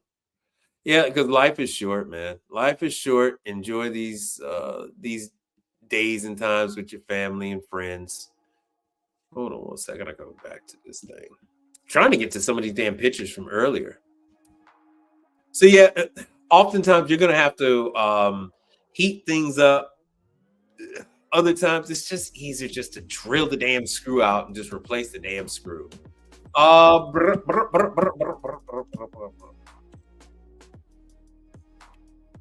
yeah, I'm gonna miss these days. I'm gonna miss these kinds of ovens. There are fewer and fewer of these ovens.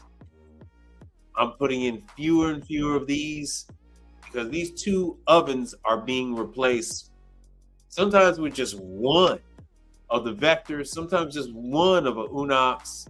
Other times they're taking advantage of this smaller footprint and they are putting like 4 of them there. And then they're able to offer pizza, steak bites, just like this other place is doing steak bites, shrimp tails and lobster tails and all other kind of stuff. They're able to do that kind of thing. Oh yeah, Zorro is doing that. Let's see what else we got. Oh, good. Some of the stuff took. So this is the new, on the Embera, this is the new controller. And from what you can see right there, you can clearly see on the right-hand side. Hold on, let me take this music down a little bit. I'm going to jump into refrigeration a little bit. How we got on Canteen is that I went to one of the Canteen operations. This is at a Canteen operation. This is an Embera that I was called out for. It's an R290 unit. You're not going to see any 134s anymore. When you go out on a unit and it's new, it's going to be R290. It might be something else weird. It might be CO2. It might be ammonia, but it's not going to be 134A. Them days are gone. Days is over with. But you can see here, this controller I'm unfamiliar with, but this thing had an app. It was, the hell was this damn app?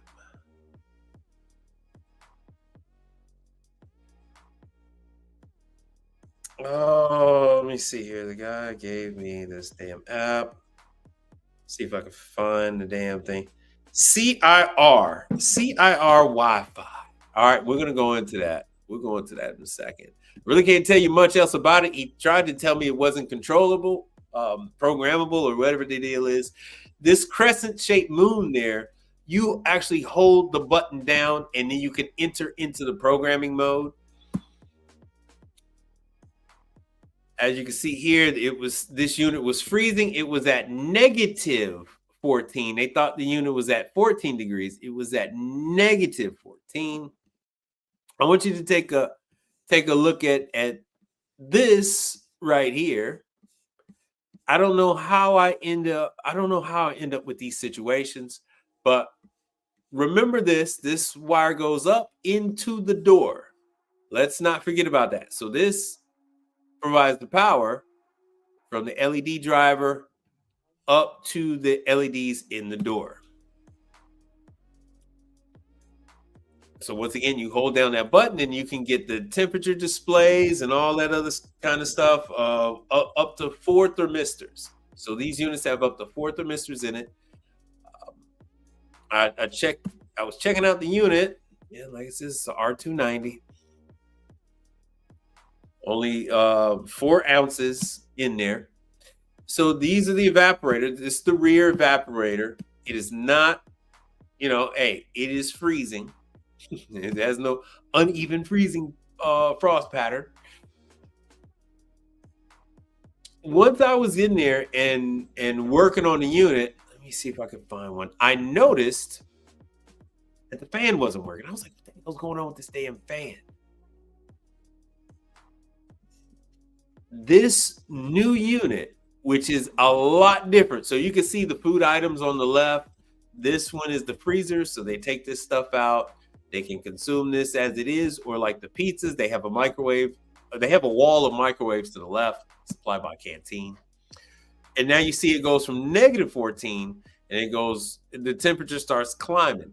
Well, the temperature started climbing because there is a magnetic sensor for the door. And these guys had moved the bottom grill, which had the receiver for the magnetic sensor. So the unit thought that the door was open. Instead of shutting off, it keeps freezing, but the fan doesn't run. So because the fan doesn't run, it had an uneven frost pattern. This was a true. I got some other stuff. I'll go back to the true. This is still the true. What kicked this whole thing off was this.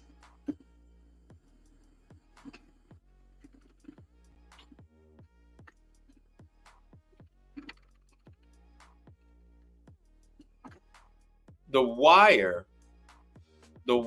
for these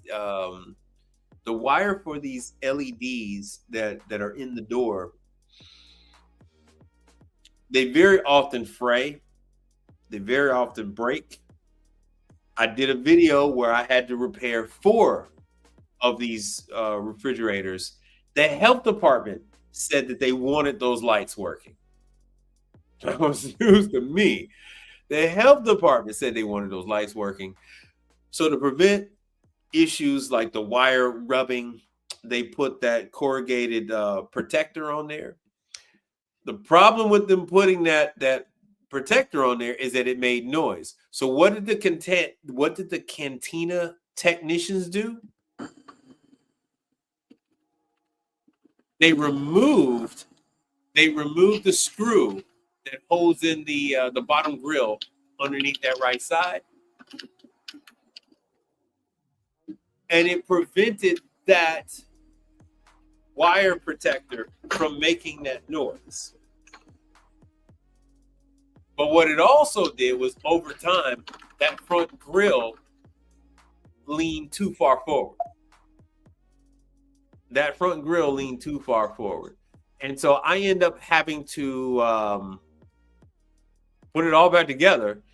And after dealing with tech support, checking the, all the thermistors, they saw that, nothing was high. Everything was at the right temperature. It just wasn't circulating the air properly. It had formed a solid ring of ice around the evaporator fan motor. So I was able to verify the evaporator fan motor is working. I was able to go in there and check T1, T2, T3, and T4, of which it actually didn't have 4 thermistors. That was like if it had a 3 or 4 door unit. This was a single door unit. But anyway, My apologies. Anyway, you're able to go in, hold the button, and check all of that. And now Canteen is going to have to defrost that unit. That is not on me. That's not on Embera. Don't put that on yourself.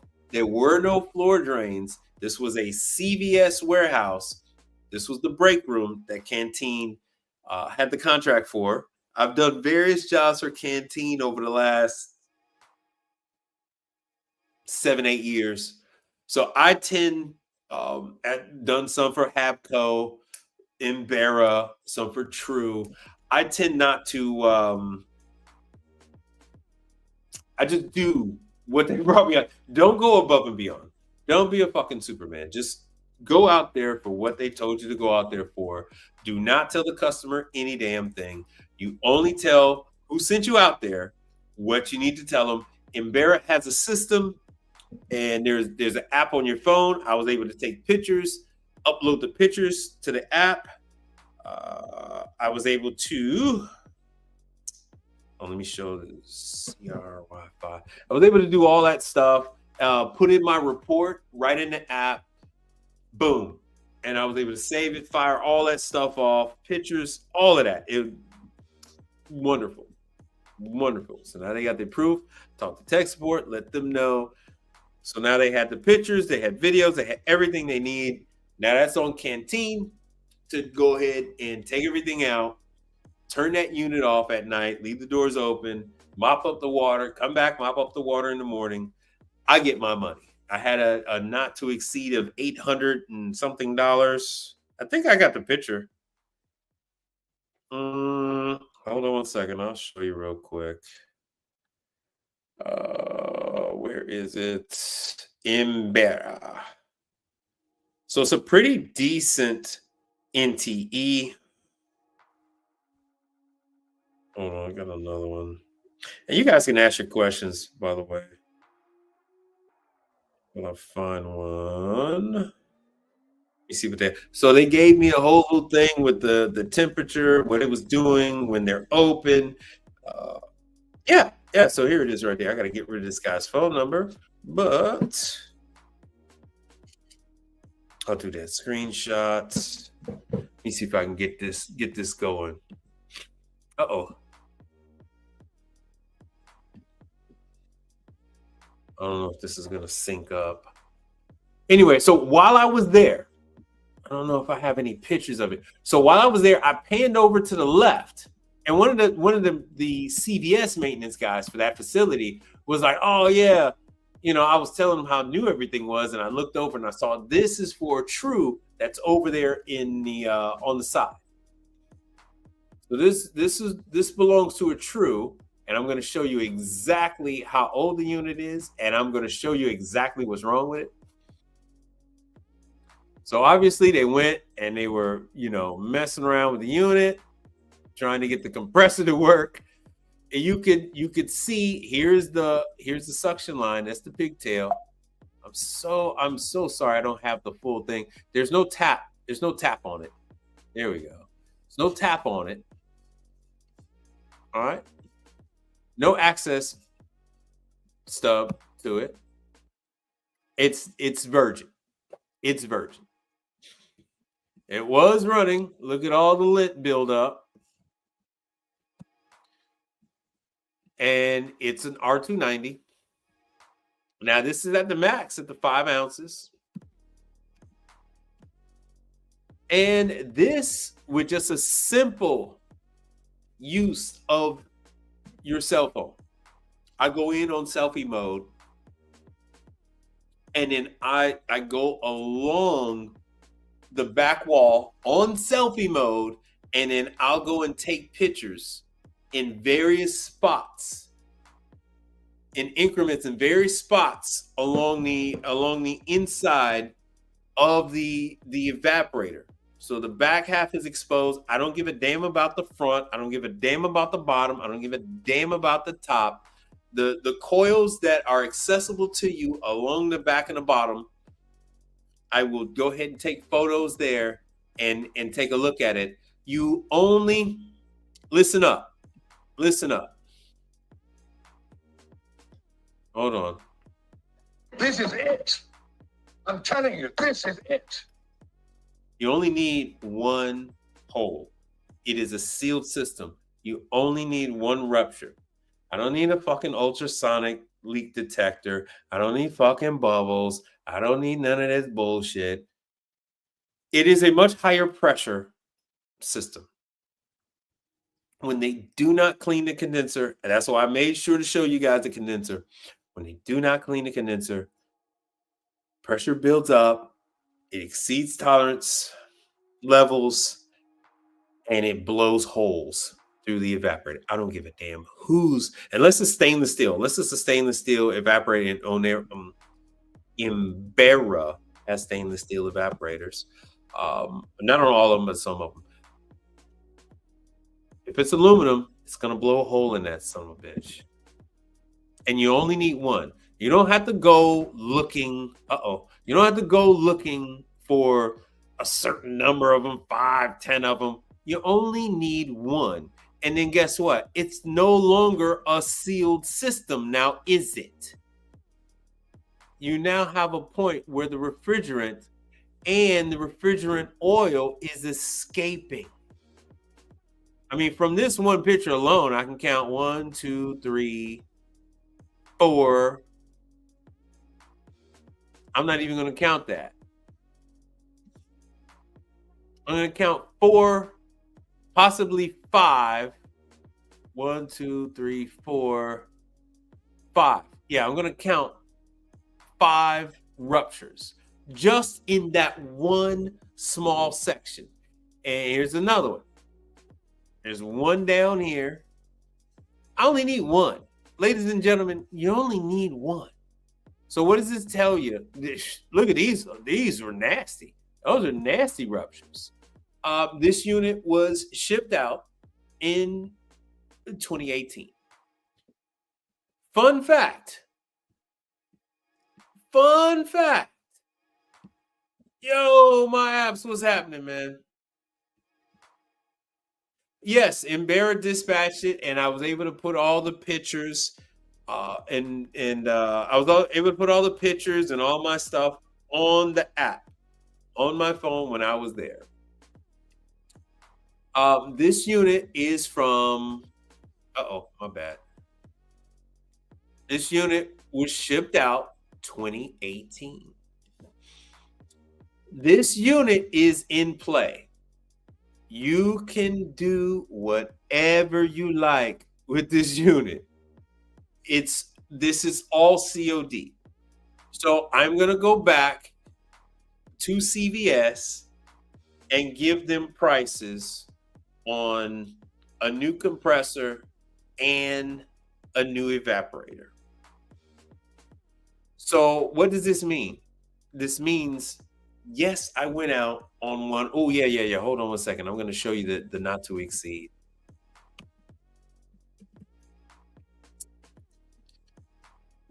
So this means that I had a warranty call, and then I'm able to pitch a sales call on another item. Let's see if this comes up.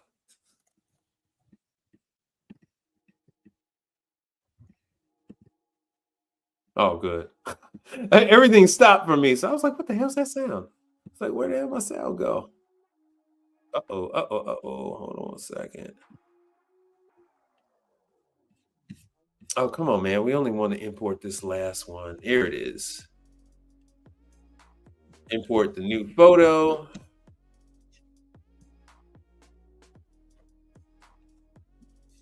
And let's see if you guys have it. Don't do that. Okay, good. So I'm going to make myself small. So I show you the good and I show you the bad. So I show you the ones where, hey, the warranty call is only a couple $100, but this is not. My do not exceed. So Embera's do not exceed. They give me $600 to $800. $600 to $800. So they're not going to start questioning until I get to $600. even still, I'll still get approved up to $800 with very little pushback. Anything over $800, I need to then, get approval. I'm going to need approval anything over that.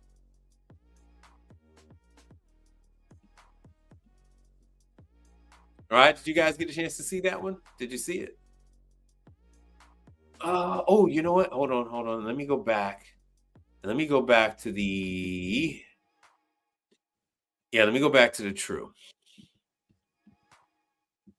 So yeah, this is it's open season. It's open season on this. Just so you know. All right, let me drop that. Let me add.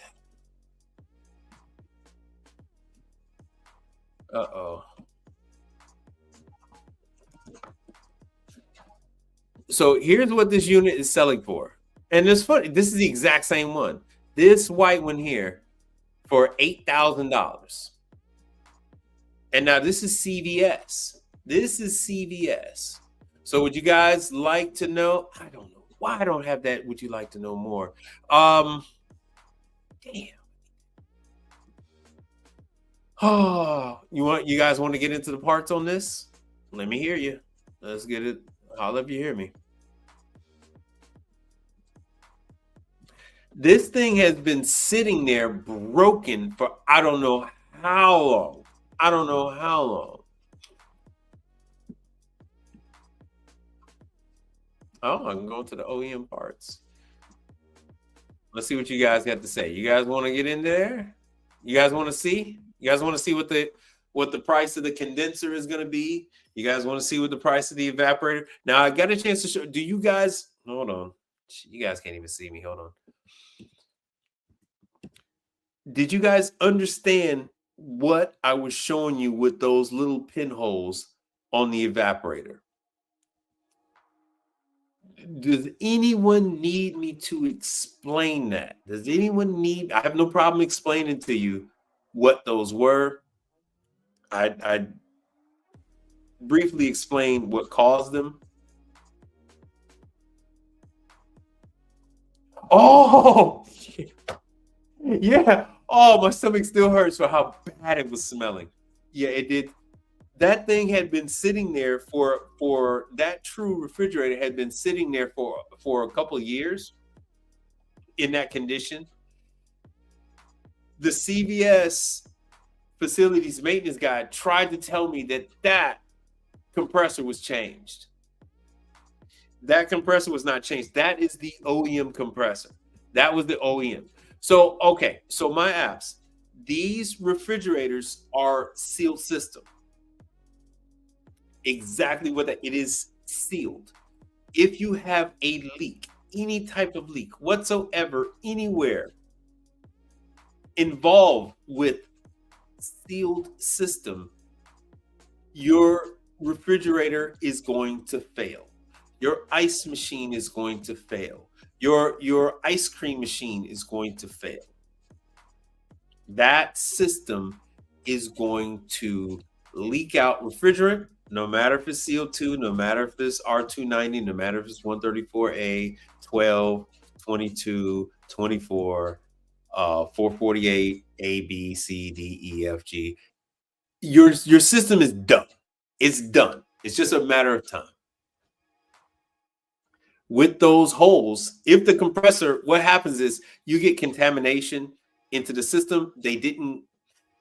These places, they don't understand the importance of having us do preventative maintenance. There was a Manitowoc ice machine there. They don't understand the importance of us coming in there and cleaning the condenser.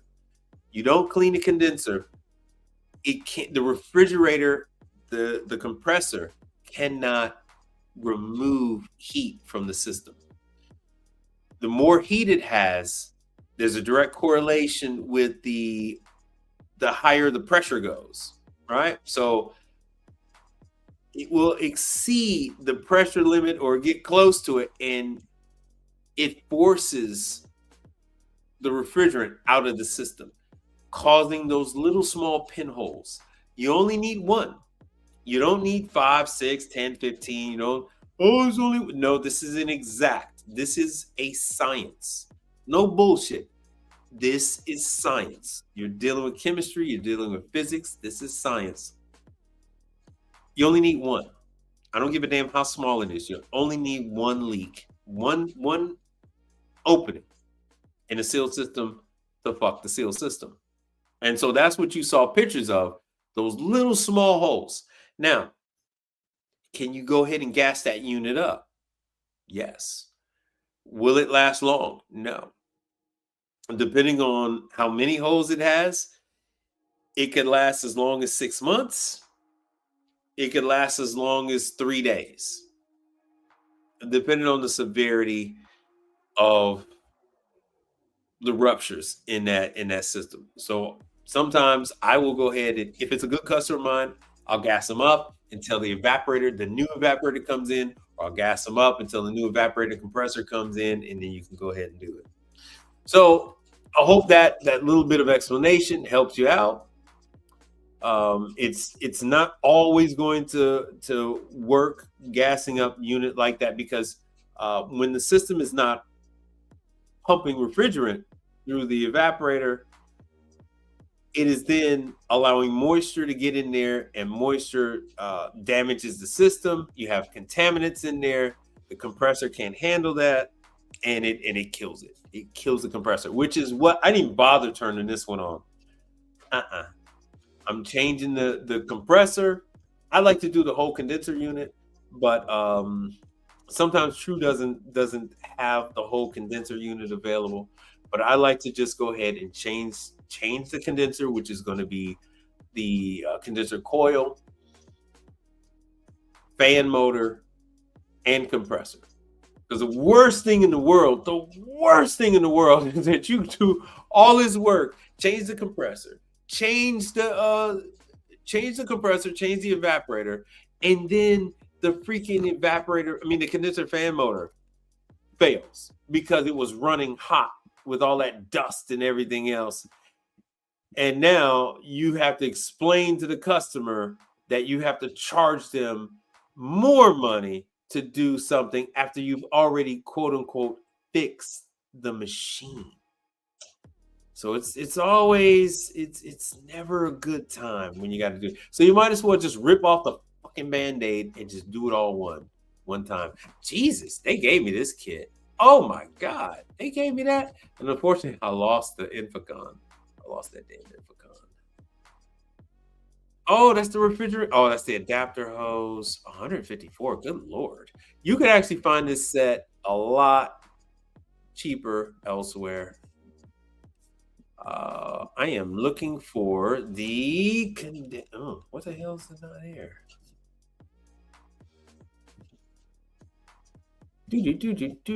Let's see here. Oh yeah, they call them coils. My bad. I'm looking for something else, and it's actually the coil. So when you're ordering your stuff from True on the refrigeration side, you're going to want to you have to specify whether it's the evaporator coil or whether it's the condenser coil.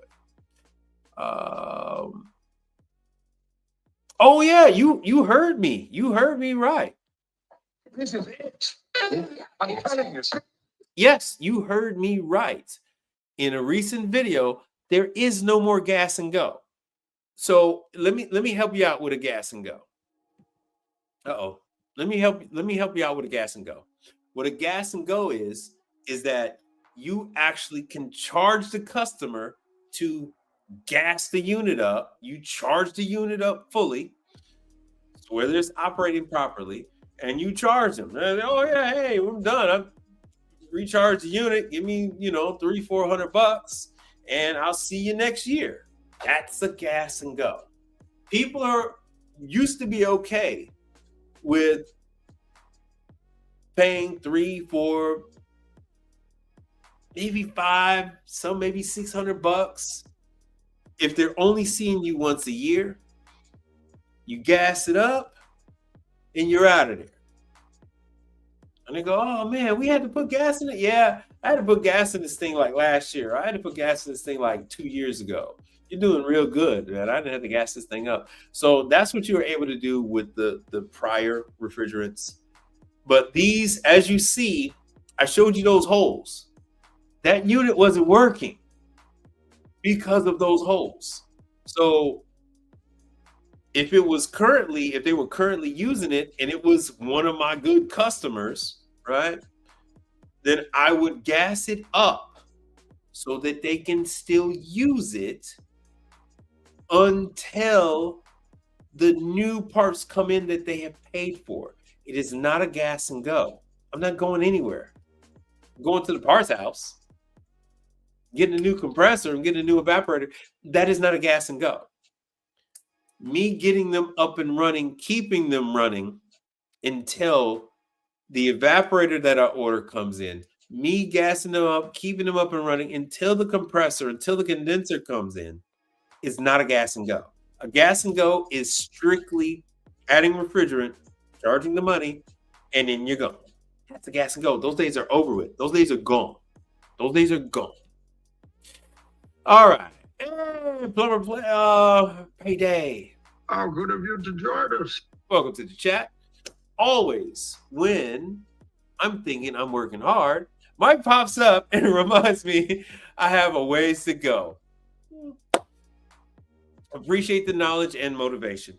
Thank you very much. I appreciate you coming in. Being involved and being active on his YouTube channel. Well, welcome back. It means a lot to me. Thank you so much for contributing to the channel. Now, let me help you out with the let me help you out with the parts. See, this is not a small thing. So this is at the bottom. This is the coil condenser. And you can order these yourself, or you could just call them. You can call them, you can email them. I tend to do that. I tend to just call them because they have so many changes, so many substitutions. True is always tweaking. They're always making changes. That is why you don't find copycats. That's why you don't find aftermarkets of their evaporators. You don't find aftermarkets of their condenser coils. You don't find aftermarkets of their controllers. They're always changing, always evolving. Let me see if I can find a condenser. Maybe it's under compressor. So anyway, so you see, here's the evaporator. So it's a good thing they only got one. Let's see here. They only got one evaporator. So they use this after 2021. So remember, this true unit is from 2018. So this is not the one. This is not the one. So that's why you have to call them and you have to verify with them which current unit is going to fit the dimensions. Which one is going to fit in there? So this is what's used after 2021. Remember, this is the model number. It is, and once again, boys and girls, ladies and gentlemen, it is completely free to open up your True parts account. It costs you nothing. It costs you nothing. So I'm not gonna do what everyone thinks I'm gonna do. Without, man. And get mad and tell you guys, look, you think you can order, you can't order these on Amazon. You can't order these on eBay. You're not going to be able to get these from a lot of different supply houses. You're not even going to be able to get a lot of these from Partstown. Partstown has taken away the ability, True has taken away the ability for All Points in Partstown to sell quite a few of these things. They don't know about the substitutions on these parts. So you often have to go to the source. Once you have your parts account, once they verify who you are and you're not just some handyman guy at a place, you're not, you know, even if you're in-house, they'll still give you a parts account, because if you're in-house and you got like 10, 15 units, you're going to be buying, you know, 40, 50 parts. All right. You're going to be ordering evaporator fan motors. You're going to be ordering controllers. You're going to be ordering sensors. You're going to be ordering LEDs, door hinges, evaporators, compressors. So even if you've got, you know, a small number of units, that still means quite a bit of savings. And the ladies are very nice over there. They'll set up your account. It takes a little while, but they'll set up your account. And you can see right here, this is the retail price for that evaporator. So we're at $636 just for the evaporator. Now remember the compressor. Oh, here's my condenser. There's the condenser right there. There's the condenser coil. There's the cowl. There's the new motor. There's the compressor. You normally get this whole box with the dryer already attached. I think it comes with the dryer attached. And it makes things a whole lot easier. It's a lot more expensive. Costs a lot more. Costs a lot more. Let me see here. Search. Yes, I still have the stuff set up. Yeah, you can even get the grill. The damn grill is $500. Good Lord. Jesus. Let me go to the compressor, because this is going to get you guys with the compressor too. Come on, man. This is going to get you with the compressor. Where's my compressor? Damn, $87 for this. I'm going to keep my mouth shut on that part. Oh, model.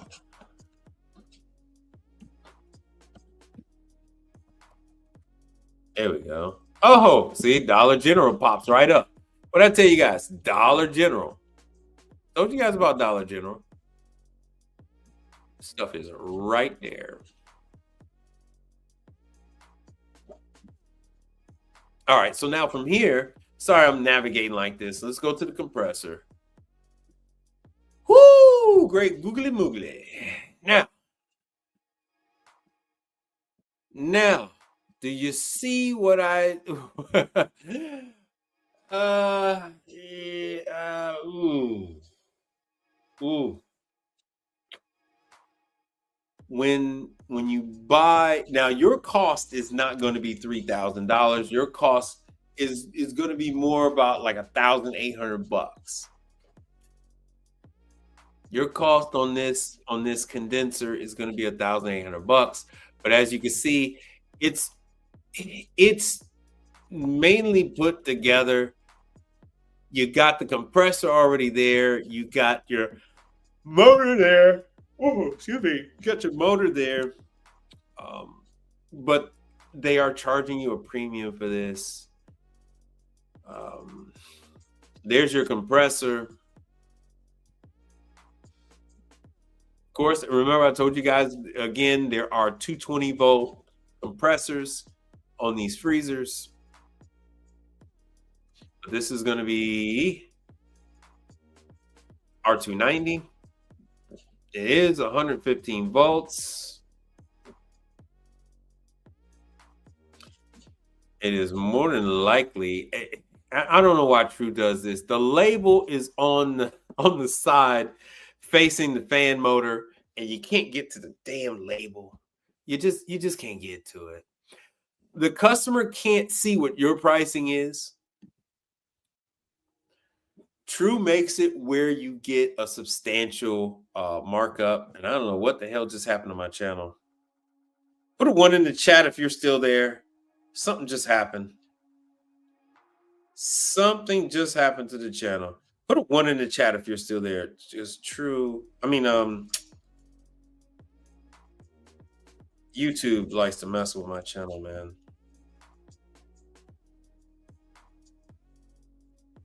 All right, you still there? What the? I wish I could show you my screen. YouTube is showing me that like I have like 2 people watching. I got 2. So let's see if there's a third one. Let's see if one more person hits the one. Because it's telling me.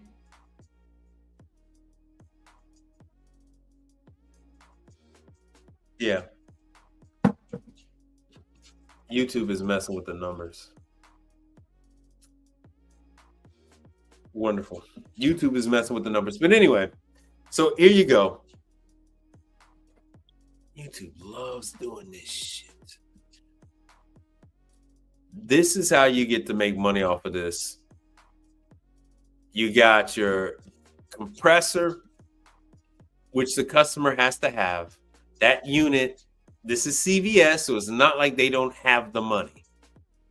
So they need the compressor, they need the evaporator. So the evaporator was over $600. The compressor was like $1,200. So you're already talking about $2,000 just in parts. That's before you get to the dryer. There's no dryer on that, so you got to put in your dryer. This is before you add refrigerant. There's no refrigerant on there. So there's quite a bit of meat on the bone. You're not going to deal with vultures when it comes to this kind of stuff.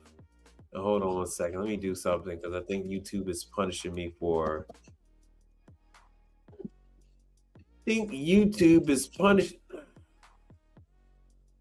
Hold on. For not going live. I didn't go live behind the scenes. So let me do that. They like to play games. Yeah, because we got 3 people there. They're selling me.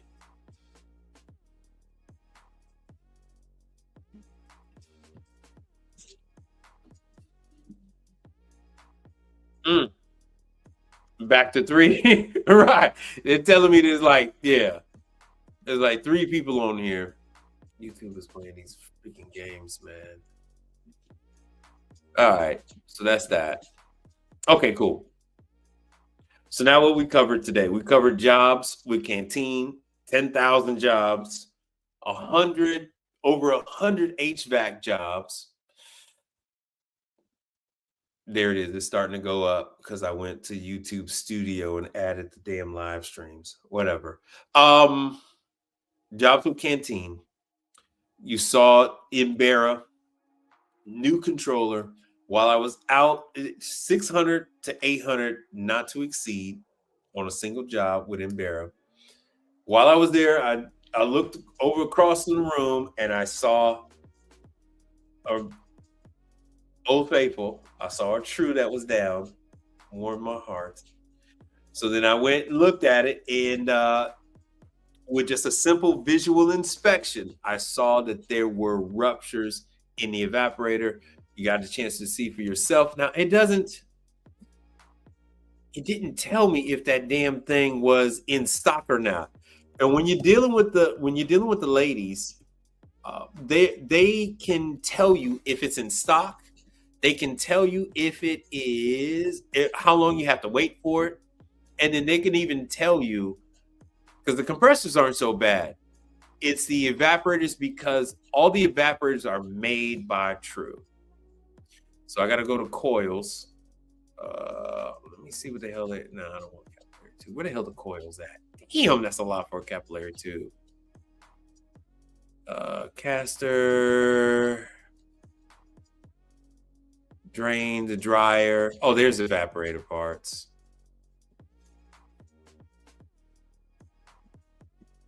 What the hell's my other evaporator parts? Evaporator parts, the bracket. No, I don't want none of that. Ooh, let me see what the hell they charge for refrigerant.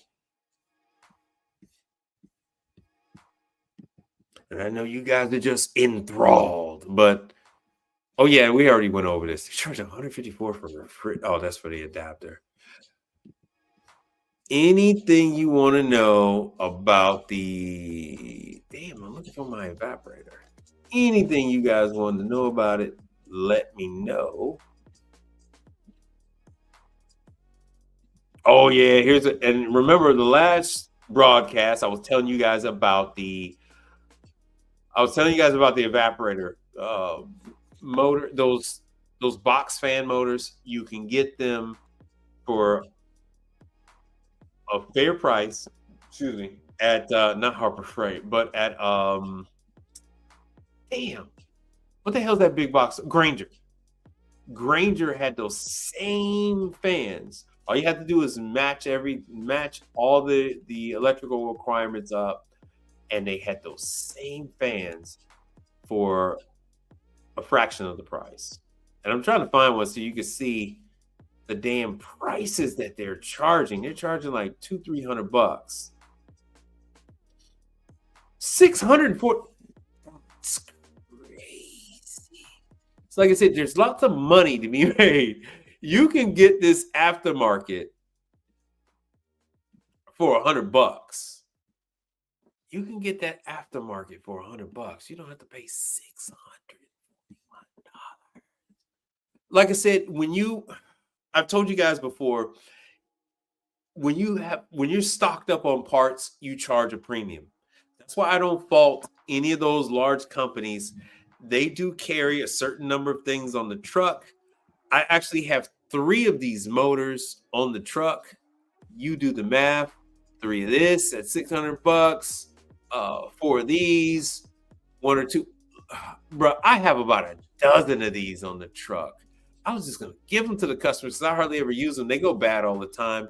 They are not a necessary component of the machine. The refrigerator, the freezer, it will work even with this component damaged. It will work even with this component unplugged. It is just a display. It is a $169 display, but I have over a dozen of those. I haven't seen one of these thermometers by True in forever and a day. $600. Like I said, I love True. There's a lot of money to be made working on True. $193 for a $15 timer. I'm pretty sure these timers are like $35 now from Superco.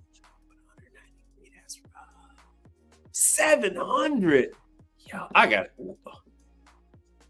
It's got to be gold wiring. It's got to be gold and not copper. $737. This is amazing to me. I could do this all freaking night. That is nuts. That is absolutely positively insane. So you can see you can quite easily get up to a $3,000 repair on a True refrigerator in no time at all. Changing the motor, changing the you do evaporator motor, you do a condenser motor, you do a compressor, you do an evaporator. Always check the evaporators. It's like I said, it's not, I find it on Perlick, I find it on True, find it on Glass Tender, find it on everybody. I find it on Hoshizaki. I find it with everybody. Everybody's refrigerator. It's not like it's just one manufacturer. It is the refrigerant. It's the refrigerant. It's the refrigerant. It's the pressures. Pops holes in these things left and right. All right. So I take it that the show is slowing down. Everybody's like, all right, cool. We got what we needed. We're going to watch something else. I get it. For whatever reason, YouTube just like turned out the freaking lights. That is nuts. That is absolutely positively insane. So let me get back to it real quick. Hold on a second.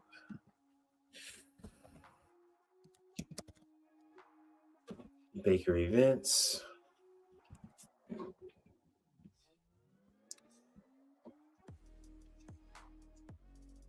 Oh yeah, Lubbock, Texas, Beaumont. Yeah, my stuff is coming up. So Beaumont, Odessa. So if you're in Texas, our training is here. Georgia, your training is going on. Abilene is coming up. Greenville, South Carolina. So we got this going on, and then it's going to be a little bit of a pause for Christmas and New Year's, and then it's going to kick back up again. Jacksonville, Florida. Oh, that's not Ice Machine. Manitowoc, that is your Fort Myers. How many people are going to be taking Manitowoc training this year? Let's see how many people are going to be doing that. Sarasota, Florida. So they're trying to cram this stuff in, and then everybody's going to take a break. Let's see what else we got. Pensacola. What is that? That's January. So right after the new year. After the new year starts, that's when everything is kicking up, starting with Florida, going to Alabama, Louisiana. Yeah, even my stuff, Houston is the end of January. So things start heating up come January. That's when the training starts heating up. Scotsman, everybody else, it starts heating up. Oh, damn, my bad. You guys couldn't see that. It was too small. But everything starts, all your training on Manitowoc and all this stuff, it starts heating up after New Year's Eve. That's when we got everything kicking off. That's when everything starts kicking off. All your stuff is coming up. Let's see what we got here with URI. Yeah, like I said, January 8th. That's Pennsylvania. That's also Manitowoc. So they're splitting this stuff up. URI is doing that. Frederick, Maryland. All the Manitowoc. Starting with January, beginning of the year. So we just be ready. Allentown, Pennsylvania. Manitowoc. See what January got. December, more testo combustion training. Yeah. So they're giving you training on how to use the combustion analyzer. 3 hours on how to use the combustion analyzer. What the hell's this?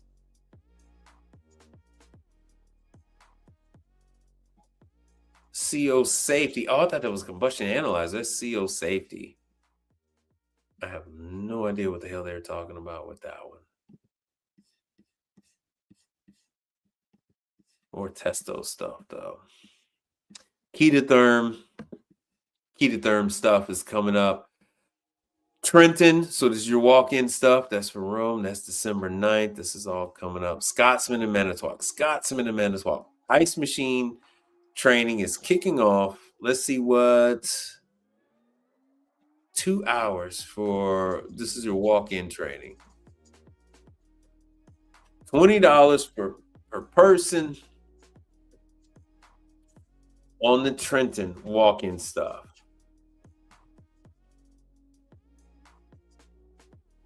Oh, if it's close by, Untamed Kango. Yeah, you're in Florida, southern Florida, right? Or are you in like Tallahassee or something like that?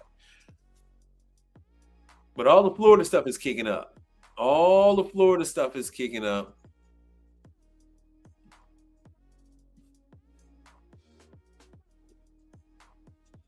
Pennsylvania, Maryland, New Jersey. Yeah, that goes all the way into April. Chickamauga, New York. East Syracuse. Yeah, all your stuff is coming up. Let's see what Hoshizaki's got. No idea what the hell Hoshizaki's. Whoa! Oh no, they're just doing virtual. Still. Hoshizaki, extremely stubborn.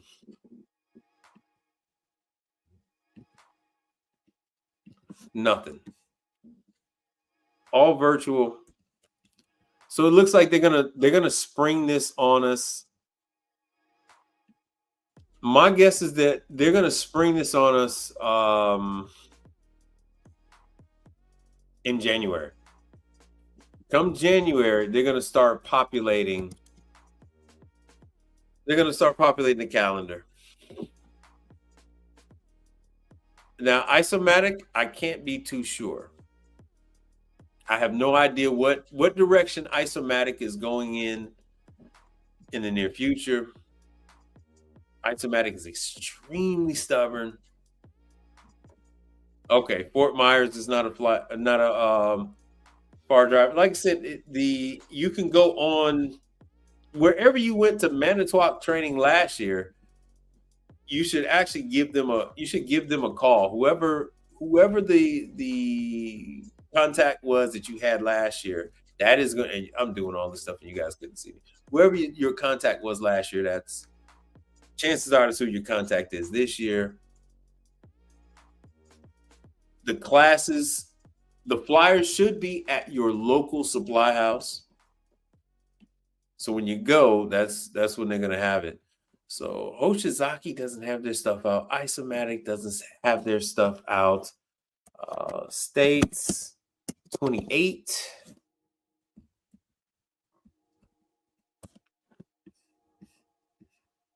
Let me see if States 28, which is shoot, what the hell is that ice machine brand? It is,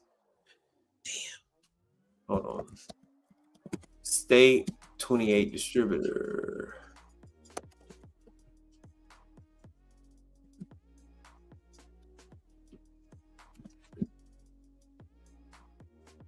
There we go. Istro. Okay. So that's Istro. Let me see if they got any damn thing about any freaking classes. I need to call Chris.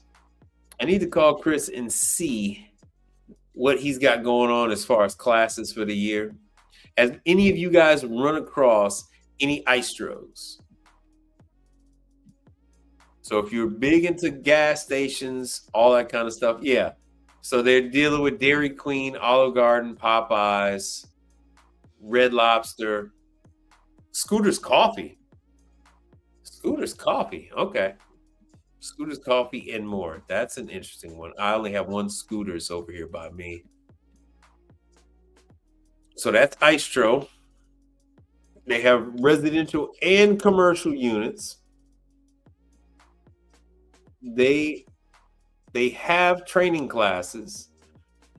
I haven't been to a training class in over a year. So let's see what else we got going on. We've been on here 2 hours and 45 minutes. Hold on, let me flash this up on the screen. If you would like to contribute to the show, information is listed down below. It's completely up to you. It's Crack, PayPal, Chime, Cash App. That's how you can support the show. Whatever you would like to contribute is always welcome. Let me see what else. But yeah, like I said, this year, XLT ovens. This year, I'm telling everybody to get some hot side under your belt, because who knows how long they're going to do this. So this is one of those things that you really have to jump on. So my advice is get some XLT under your belt. Get a combi oven under your belt with either Alto-Shaam or Unox. So that's my advice to you guys for 2026. If you want to get into hot side, get some of that under your get some of that education, get some of that training, and it's gonna take you a lot further than you guys might believe. having hot side, having hot side and refrigeration. Someone else had agreed with me just recently, and they said the days of guys just being specialized, the guys of not doing multiple items, multiple classes of items, are on the wane.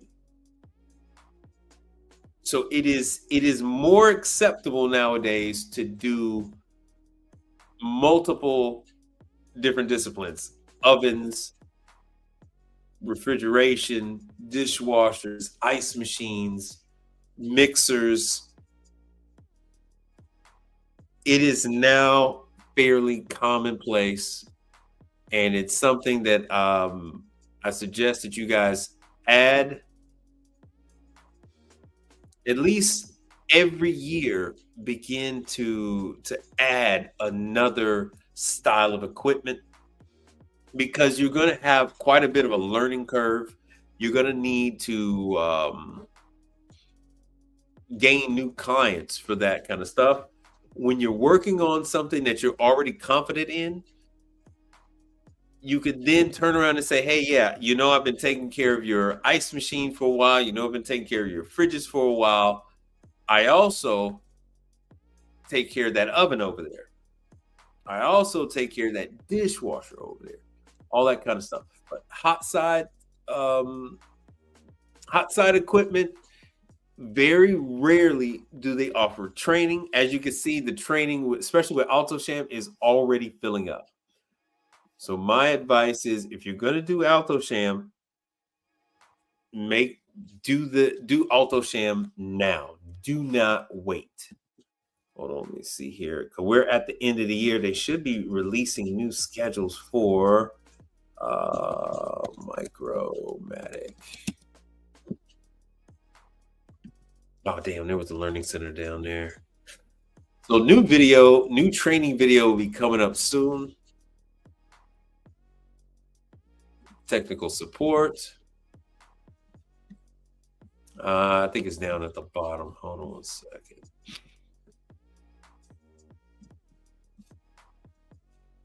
Closed mechanical systems. Let's see here. Beer calculator, refrigeration and keggers, learning center. I did all that just to go right back to learning center.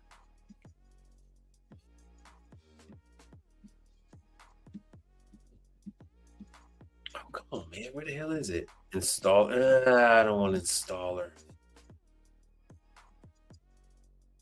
Draft system training. There we go. Damn, that's crazy. Now, these training classes are fixed. I go over this every single training video that I make. I always include Micromatic. If you are on the refrigeration side, this is something that I suggest that you add to your repertoire. Micromatic. So Micromatic does the beer caves, they do walk-ins, and they actually do standalone refrigeration systems. They have this bottom up magnetic cup system.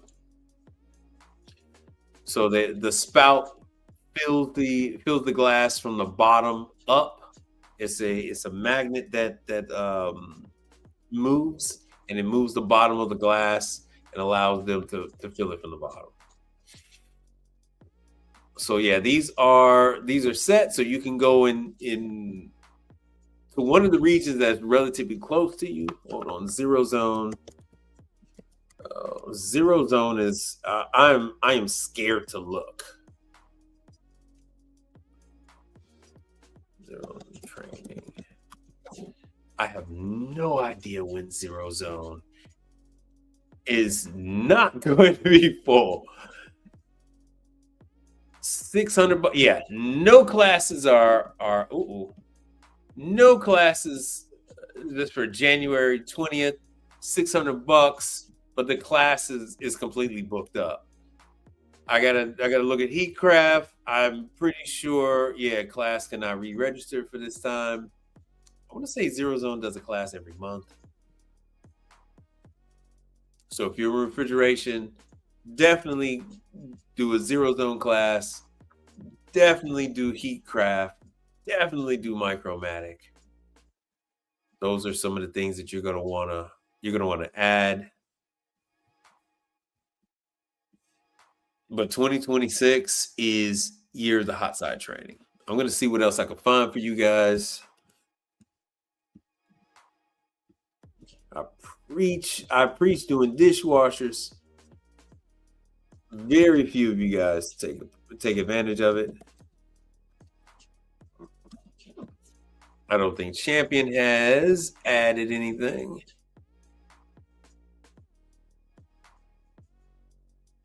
I'm almost at the point where I need to do another. I need to do it. Oh, 2026 is out. Nice. I need to do another video with the different brands of dishwashers because I keep coming across. I did a video, but I left out like at least 6 or 7 different brands of dishwashers. So Winston-Salem, North Carolina. All right, so March, 3-day. It went from 2 to 3 days. All right, so what the 3-day involves is they're going to cover the byline. Now, Ken, what do you mean, a manufacturer or you mean an individual service company? You got to be a little more specific. And everybody is there. Keurig Dr. Pepper is hiring. Coke. Pepsi is hiring. Everybody's, the industry is short 55,000 technicians, and I think that number is grossly underreported. Grossly underreported.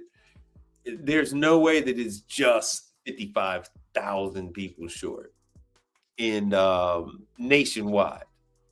I showed you guys the jobs with Canteen.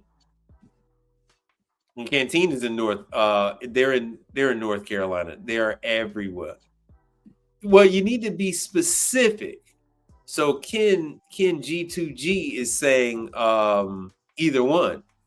But when you're applying to jobs, you need to be specific because that's how they're gonna hire you.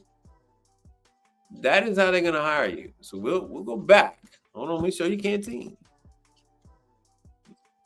This is going to completely be up to you. Ecolab is hiring. Hobart is hiring. Tech24 is hiring. Every single body is hiring. They're offering sign-on bonuses. All of these companies are hiring, bro. They're all hiring. This is completely on you. Oh, yeah. Careers. So yeah, you gotta be focused. You gotta focus, Danielson. Focus. Give me a zip code. Give me give me a zip code, brother. In North Carolina. Yeah, man, give me a zip code. Let me do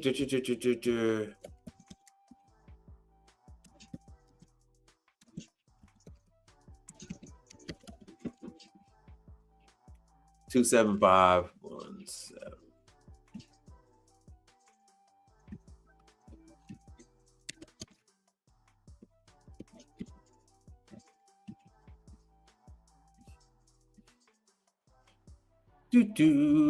Cashier. All right, so now that I got that down, we're gonna do HVAC.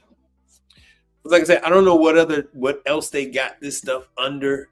So when I do just Chapel Hill, hold on a second.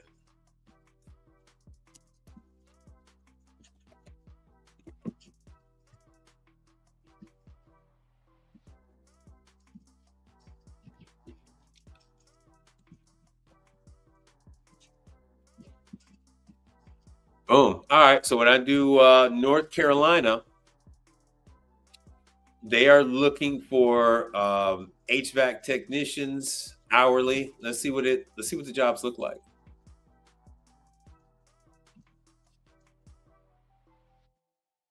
Oh, champion. All right, cool. We'll go back to that. 27603. Uh-oh.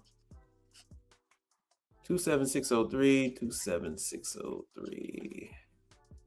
What are they paying? $52 an hour. Damn. 27603. Nice.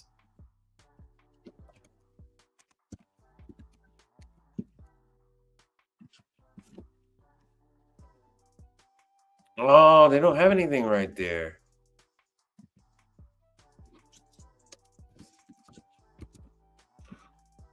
Oh no, two jobs, 27603. Mechanic, service technician. Ooh, okay, so they call them service technicians or canteen. All right. 22. I hope that helps. Uh-oh, let me take myself off the screen. Yeah, I hope that helps. So $19 to $22 an hour for service technician. And that's 27529.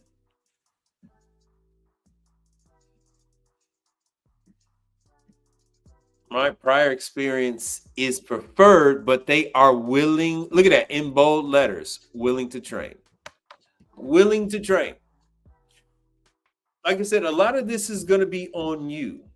A lot of this is going to be on everybody's hiring. Everybody's hiring. You can work for the manufacturers. All of the manufacturers are hiring. True, Continental,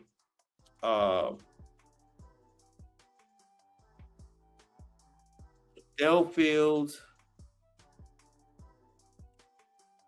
Champion, all of the manufacturers. I can't think of a single manufacturer that is not hiring. So you have the people that actually make the equipment are hiring people, training people. You have all the service companies that are hiring people, training people. North Carolina is a hotbed for service because a lot of these companies are based out there. A lot of the manufacturers are based out there. They had a lot of training. They've done a lot of training for the last 50, 60 years. And it was basically like a hands-on training because they had the factories there. That's where they would just train the people locally. So North Carolina was a hotbed for technicians. A lot of guys out there know the stuff. That's why Chicago is a hotbed for technicians because, we had all this stuff there.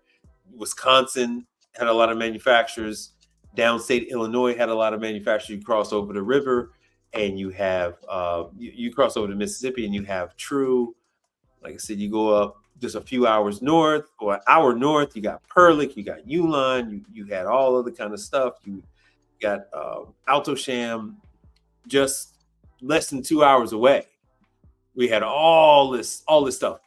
Eaton, Ohio, you have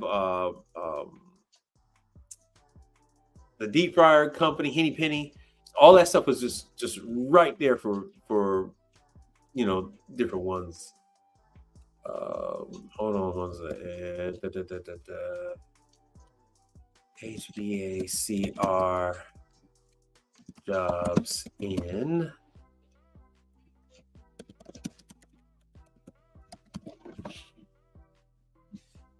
so lots and lots of positions, lots of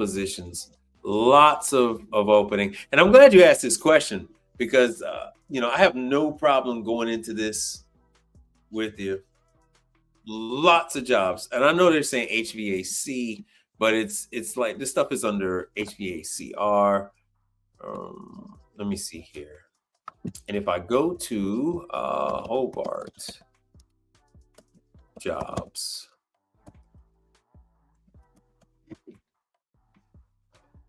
all right, Hobart food service equipment, part of Illinois Tool Works. And it's a lot easier for me to show you with the big guys, with the largest ones, because I know they're the hungriest ones.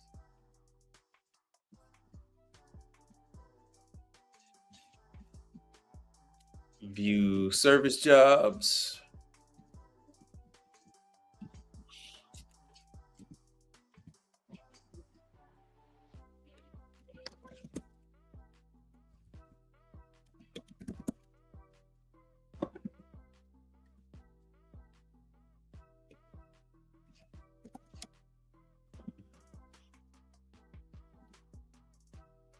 Let me see here. Need to put in that damn zip code. Mold setter. Yeah, they got all these damn assembler. So they obviously are making equipment there. North Carolina. They are making equipment in Washington, North Carolina. They have some kind of, yeah, it's all manufacturing. So where you are, you're not going to have much of it. Oh, there we go. Maintenance manager, service technician, Raleigh.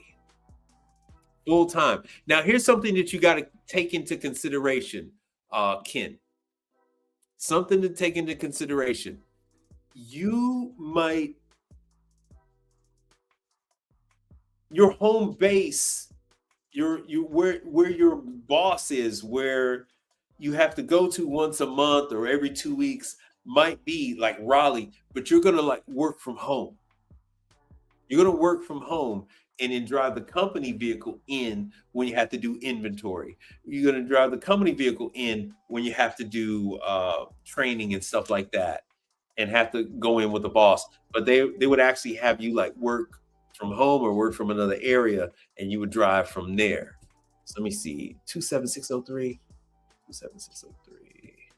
Let me see what that 27603.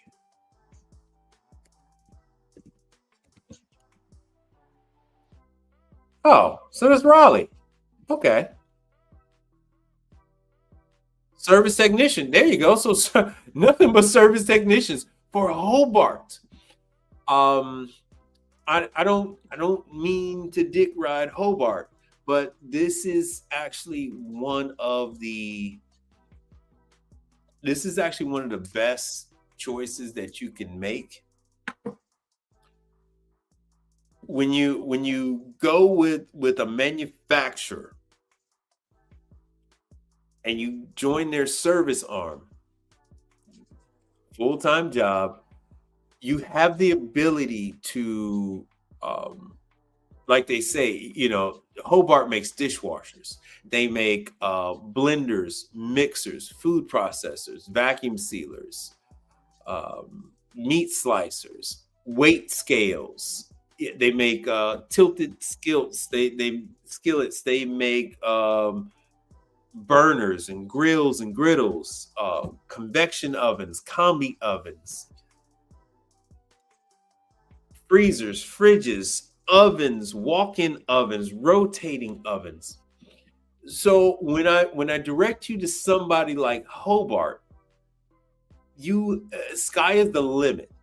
So not only can you learn the mechanical side of it, you have the ability to move up into management, is what I'm trying to tell you. You got the ability to become a lead, a supervisor, a manager, a district manager. You have the ability to go into sales, to transfer over to sales. All that whole thing. You have a company where they're doing tuition reimbursements, excellent 401k, stock options, all that kind of stuff, because this is Illinois Tool Works. Hobart is Illinois Tool Works. Like I said, you can go into the manufacturing side. If you decided that you can go into HR. If you decided that you want to learn CAD design, that type of thing, you can go to school for that. They'll pay for it. You can go into that type of thing. If you wanted to be a psychologist, you can go into that and then go work for Hobart being a company psychiatrist. I mean, the sky is the limit. If you wanted to go into financing, you can go to school for that and then do an internal transfer into finance. It is a let me show you. Let me show you some more about Illinois Toolworks. Let me show you Illinois Toolworks home.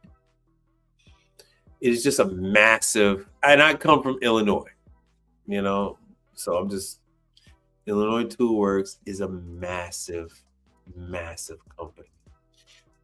Let me show you ITW stock price. Yeah.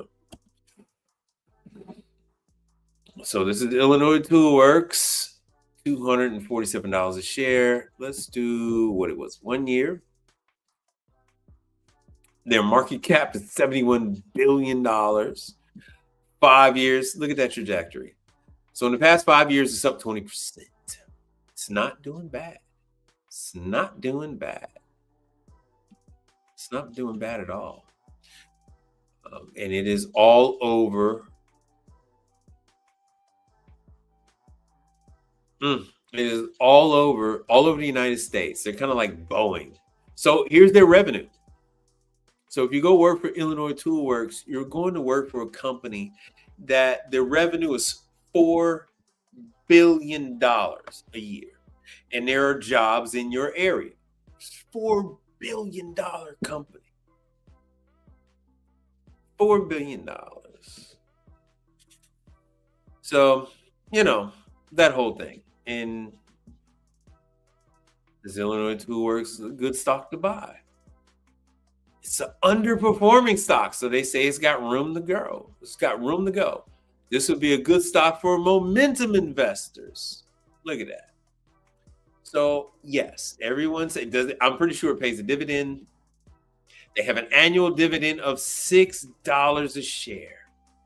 So what this means is when you have when you're working for them and they're giving you shares, and you could buy shares from your paycheck, you'll get a dividend on those shares that you own.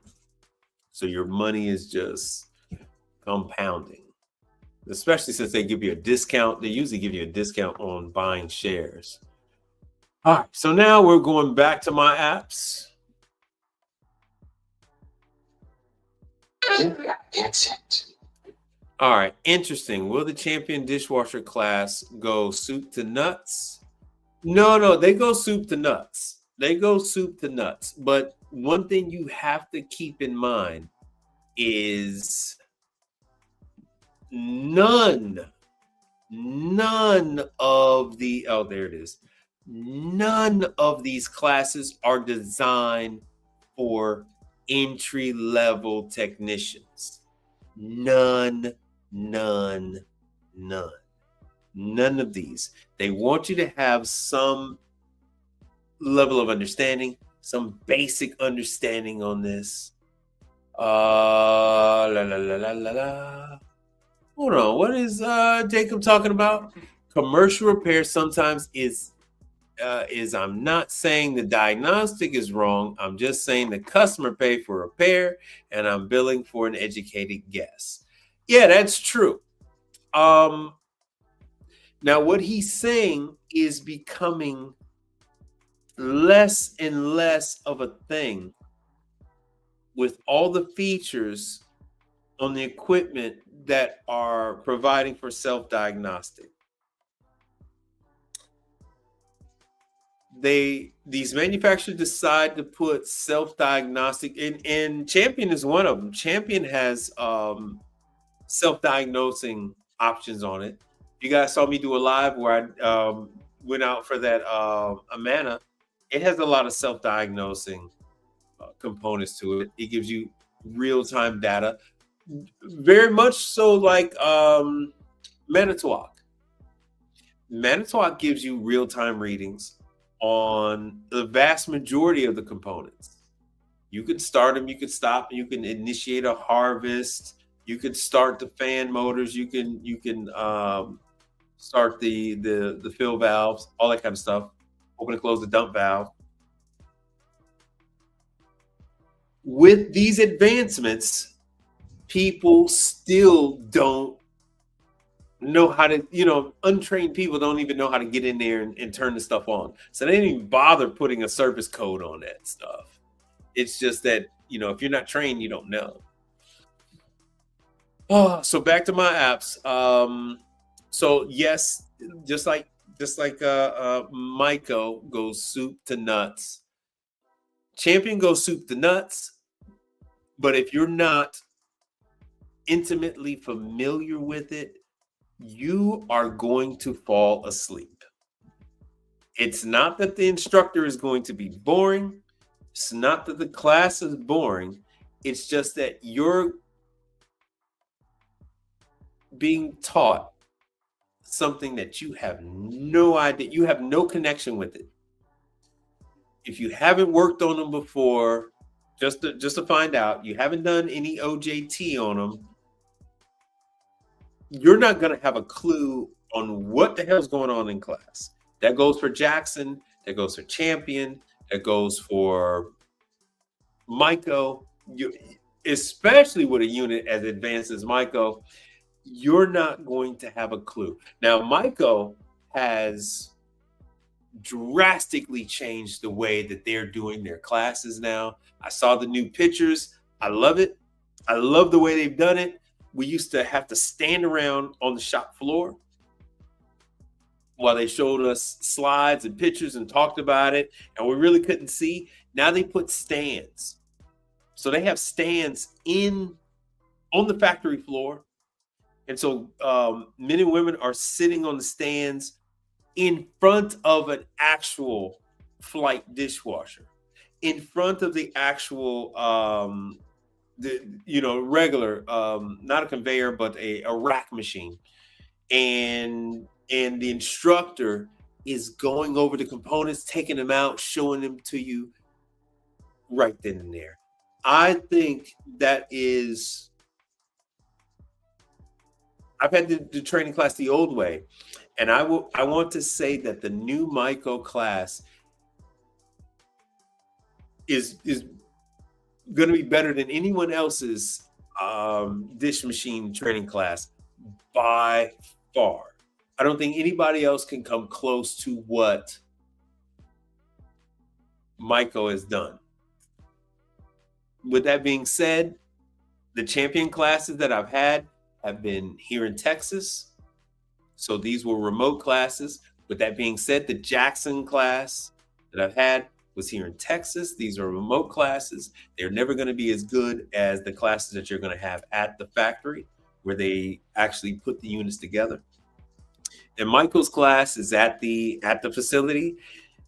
These champion classes are at the facility.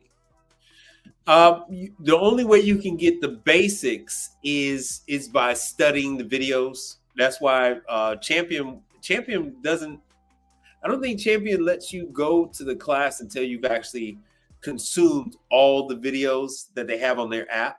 So Champion has an app that is graded, and you have to go through all of those videos. You have to get passing grade on all of those videos. And I believe then, just like FryMaster, then once you do that, then you go to class, because then you'll have a little more of an understanding of what they're telling you. So without that, you're going to be just Alice in Wonderland. You're not gonna know what the hell is going on. So let me go over this real quick. Champion. 3 days. Huh. So if you can, go to the one in North Carolina. Here we are again, North Carolina. See that, Ken, right? North Carolina. Okay, so that's doesn't appear to be that far away. North Carolina. And Champion is hiring. Champion is always hiring. So my advice is to yes, take the factory tour. The factory tour used to include matter of fact, it's the same oven that I was trying to mention earlier. It's the same damn oven. Shit, I can't think. All right, so they used to have this class, and the last day was the oven. Shit. Oh, The last class is the oven. They no longer do that. They're no longer including the oven. I guess if you got enough people trained on their oven. If you work on residential Italian ovens, Smeg, Bertazzoni, Elve, Fratelli Onofri, Verona, there is no difference between this convection oven and any of those. There is zero, none. It is the same thing, just in a different. It's in a much larger form than a residential Bertazzoni, than a residential Verona, than a residential Elve, LCI, Folgore, Milano. It's the exact same. It is. Hold on one second. Let me see. Hold on. It is.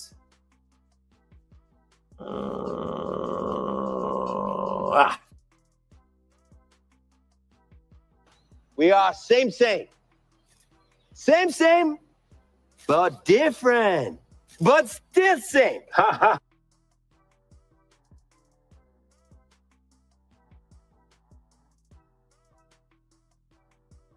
The Italian residential oven is no different than the Italian convection oven for the restaurants. Same door hinges, same controllers. Although the controls on the commercial side are changing, just like the residential side, they're changing. But same door hinges, same wire racks and all that kind of stuff, same enameled interior, same, but different. All right, so let me go on over this one. Hold on. The Champion. So what the Champion covers is they're going to cover your undercounter. They're going to cover your upright. They're going to cover your conveyor, and then they're going to cover your flight machine. That is the dishwasher that is the size of a room. That competes with Michael's MIQ. It competes with the Hobart flight machine, the Hobart FT 1000 or whatever, the 100. But the Champion's name is the byline. It's the byline for their flight machine. And those are the ones you find at airports, hospitals, cruise ships, all that kind of stuff. These are the much larger dishwashers. So for my advice to you, like, where's my apps? My advice to you is only go through the expense of attending one of these classes if you have customers that have this dishwasher. And I don't want to say customers plural. I mean customer. If you have at least one customer with one of these machines, you then let them know, hey, look, man, I'm thinking about taking this class. If I take this class, do you want me to work on your machine? And usually they're going to say yes. Only exception is, oh, my brother-in-law, his company works on this machine. My father, he works on the machine, or some shit like that.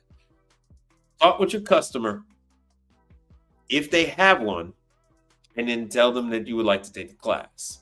Then you can go ahead and do it. They spend very little to no time on the undercounter machines in the field classes. I don't know what they're going to do in Winston-Salem, because it is 3 days, but they really don't spend any time. And the Champion undercounter is usually the Moyer Diebel, of which I work on quite a few. So this is nice that they got the whole entire year. So like I said, when you're doing this close to home, so you guys in California, in February, it's only a 2 day. So you have a much more immersive class when you go to North Carolina, because they're going to cover the byline. I've had this training years ago. Oh, look, they're going to be up in Dallas for the Coppell, Texas, at the well-built education facility. I might just take that. I might just take that one.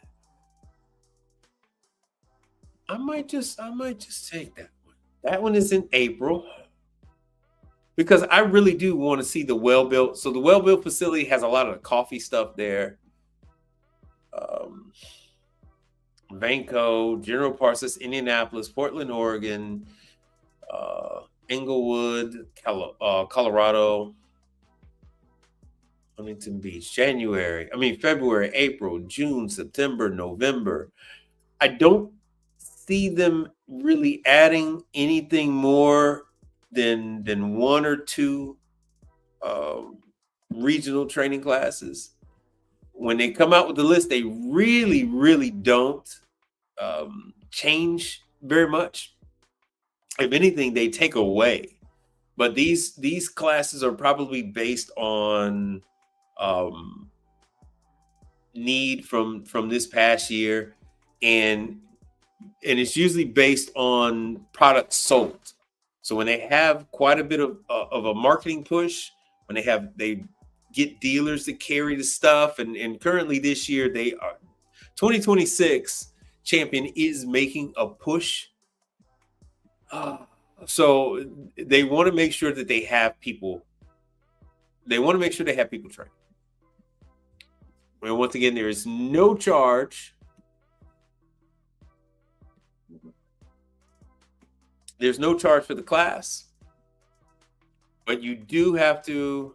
Oh, they are paying for the meals and the lodging. Oh, nice. Nice. That is nice. I believe they're doing that because, well, this is if you go, really? The 2-day session too? Oh, wow. Maiko gives you class for free. So Maiko's class is Maiko Dishwashers. The class is free.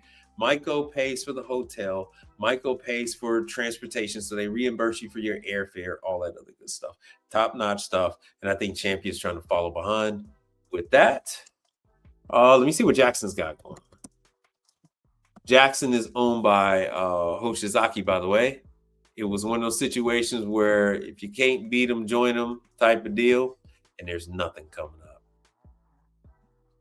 The Hoshizaki dishwasher that they tried to bring over from Japan, it went over like a lead balloon. There are still units unsold. There are still units unsold in 2025. There are still Hoshizaki dishwashers that have never been installed that are still out there, just being shuffled around from warehouse to warehouse.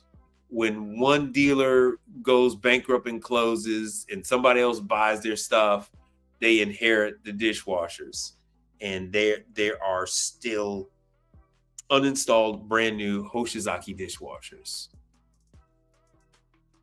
So Hoshizaki bought Jackson instead. They said, screw it. Oh, Jackson. This is a flight machine. So this is what a flight dishwasher looks like. Like I said, it looks big and it is big. Let me show you what the and they actually still make the Hoshizaki dishwasher. They just don't sell it in the United States. Eurodib.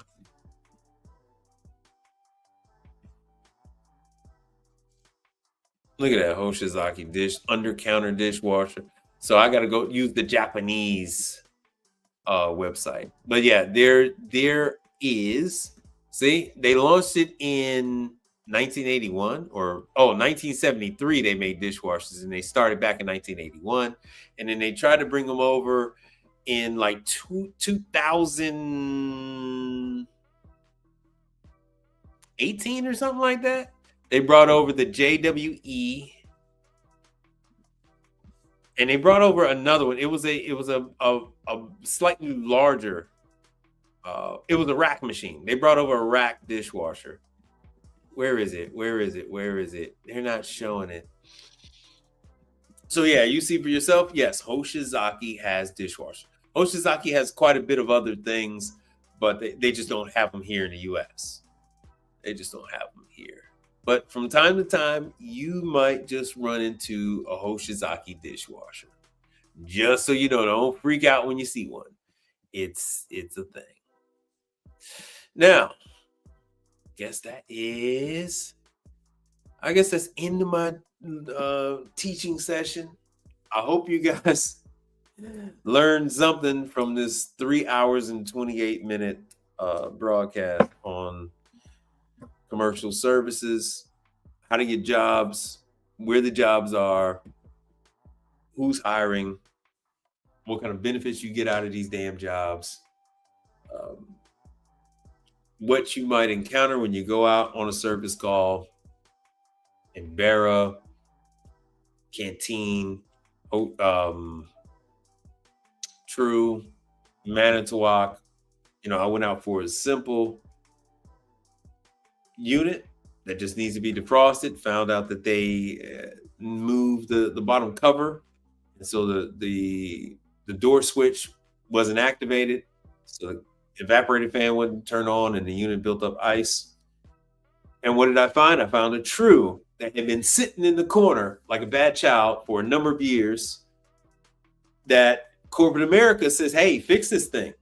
They're not allowed to get rid of it. So I'm going to give them an estimate on a new evaporator, new compressor, a new evaporator, new condenser for that True in CVS's break room. And I got that from a warranty call on Embera. If there's anything else you guys would like to know, please leave a comment. When the video is done, I receive every single message that you guys leave. It comes to me as if it's a text message.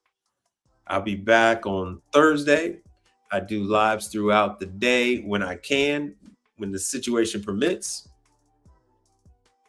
And just remember, sign up with as many of these manufacturers as you can. Not everyone is going to add you to their system. Not everybody's going to use you. Not everybody's going to give you CODs. Some of them don't even have product in your market. Not like that. But I want you guys to know, I'm going to give you this damn video. Stay off that damn hopium. Gentlemen, don't waste your time in the vain pursuit of this and that endeavor. To be high on hopes and illusions. To be high on hopes and illusions. To be high on hopes. Be high on hopes. Stop getting high on hope. Put the hopium down. Stop getting high off thinking you're going to be working on rationale. Prove me wrong. Anybody, jump in the damn chat. I'm here on Mondays and I'm here on Thursday.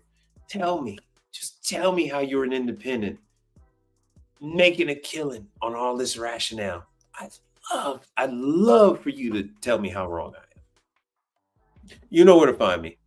But until then, stop getting high on this hope. Deal with stuff that's grounded in facts. You got to talk to your customer. Hold on. Damn. Let me see if I got it. Hold on. I'm gonna play this one little video from somebody who most of you guys know and love. Where's this damn video? You guys know and love this dude. Hold on 1 second. So I got it from him, directly from the horse's mouth. Hold on 1 second. I am going to do this video file.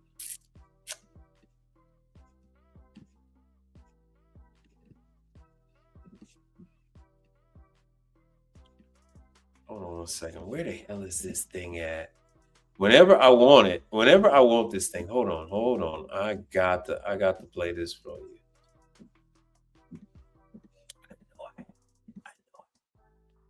This is pissing me off. This is pissing me off because I got this. This video is perfect. And I chopped and screwed this damn video. I chopped and screwed the damn video too. This is killing me. Hold on one second. Let me see if I can get this damn video. I chopped and screwed this damn thing.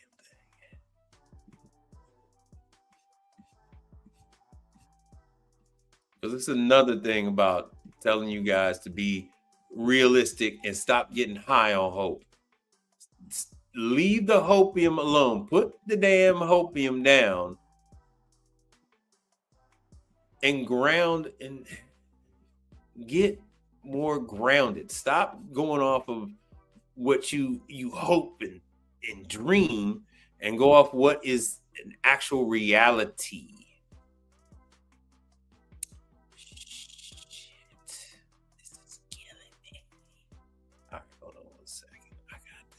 I'm gonna do this because I know exactly where the hell it is.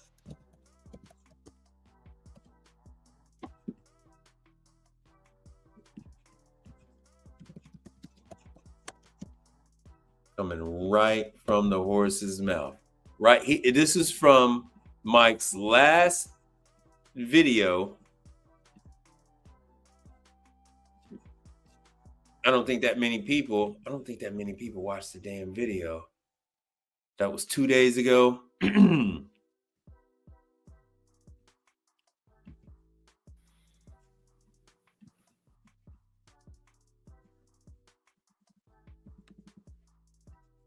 Oversaturated, because for so many years they'll push people outside of the appliance repair business.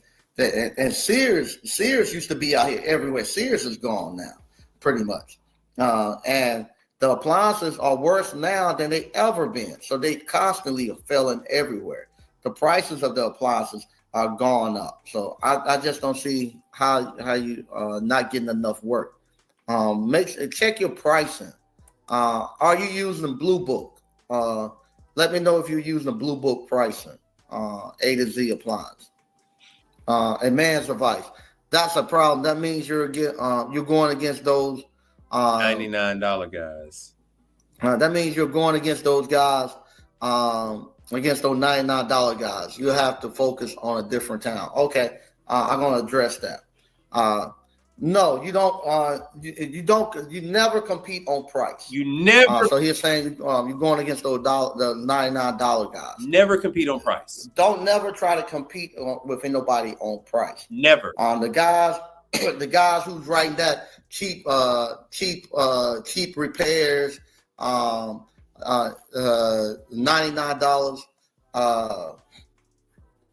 $99 repair costs and all that.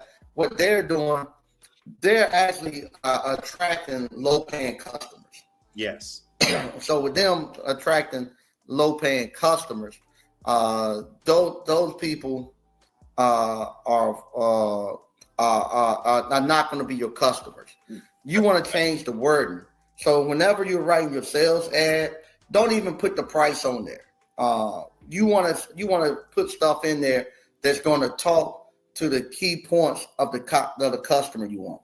So you want to talk about factory. Let me show y'all something. Hold on a second. Right, like he said, factory authorized, trained, dependable service. Yeah. So many years of working of appliance repair business, of appliance experience. If you haven't, this is another thing too. I used to with PSA. I'm gonna put the patches back on my uniform. Mm-hmm. If you, I used to do this a lot. Go to PSA. They used to have a test. You all who've been in here a year or two doing appliance repair, get the patches that go on your uniforms. You take the test and you become a certified appliance professional master technician. Write that on there. Have that patch on your sleeve when you come. And you know what? there's nothing that says that you can't make up your own patches, your own organization. You say train service tech, Continental trained, Champion trained, Delfield trained, Delfield R290 certified. You know, if you've gone and done the little training, done the online, Frymaster, millivolt trained. It looks good. It sounds good. You can do whatever you want. If you've taken the class, if you've passed the class, whether they have it online, whether you do it in person, you can make up your own fucking patch. You can make up. No one knows who Sefesa is. No one knows who any of these damn Nate and all that other stuff. Nobody knows who these damn organizations are. Shit, they barely know how to do their own damn job, much less any of this other stuff. And with that, I'm glad I was able to show you. I spent a lot of time copying and editing the damn video for me just to show you his freaking YouTube. That's crazy. Anyway, I'm going to leave you with this one little thing. I wish you guys much success out there in the future. Training, training, training. Training is the way. Even if you get a job, you still have to go through training. So that's one of the things you need to do. Training equals success. Success equals money. With that, see you later.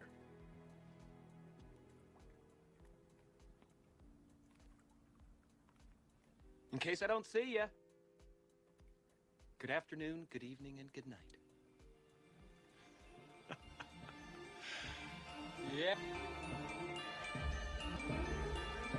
Let's talk about something important.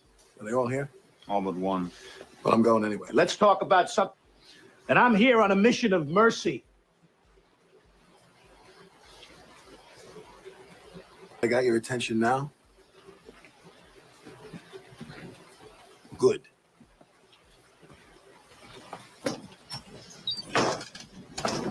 A, B, C. A always B, B, C closing. Always be closing. Always be closing.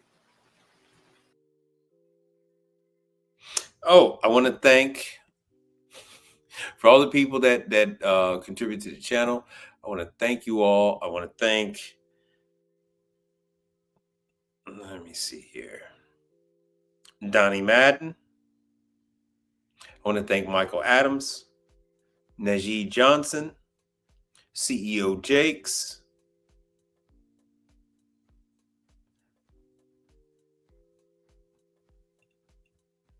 let me see here. Oh yeah, those are the major contributors to the channel. I want to thank you all so very much for all you do and all you put into the channel. And as always, thank this brother.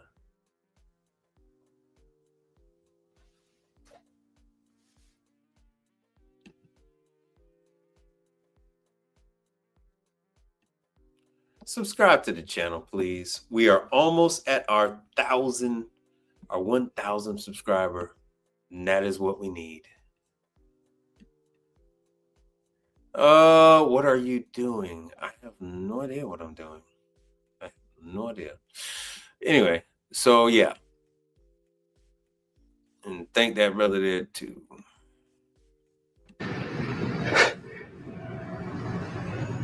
I haven't got time for this Mickey Mouse bullshit.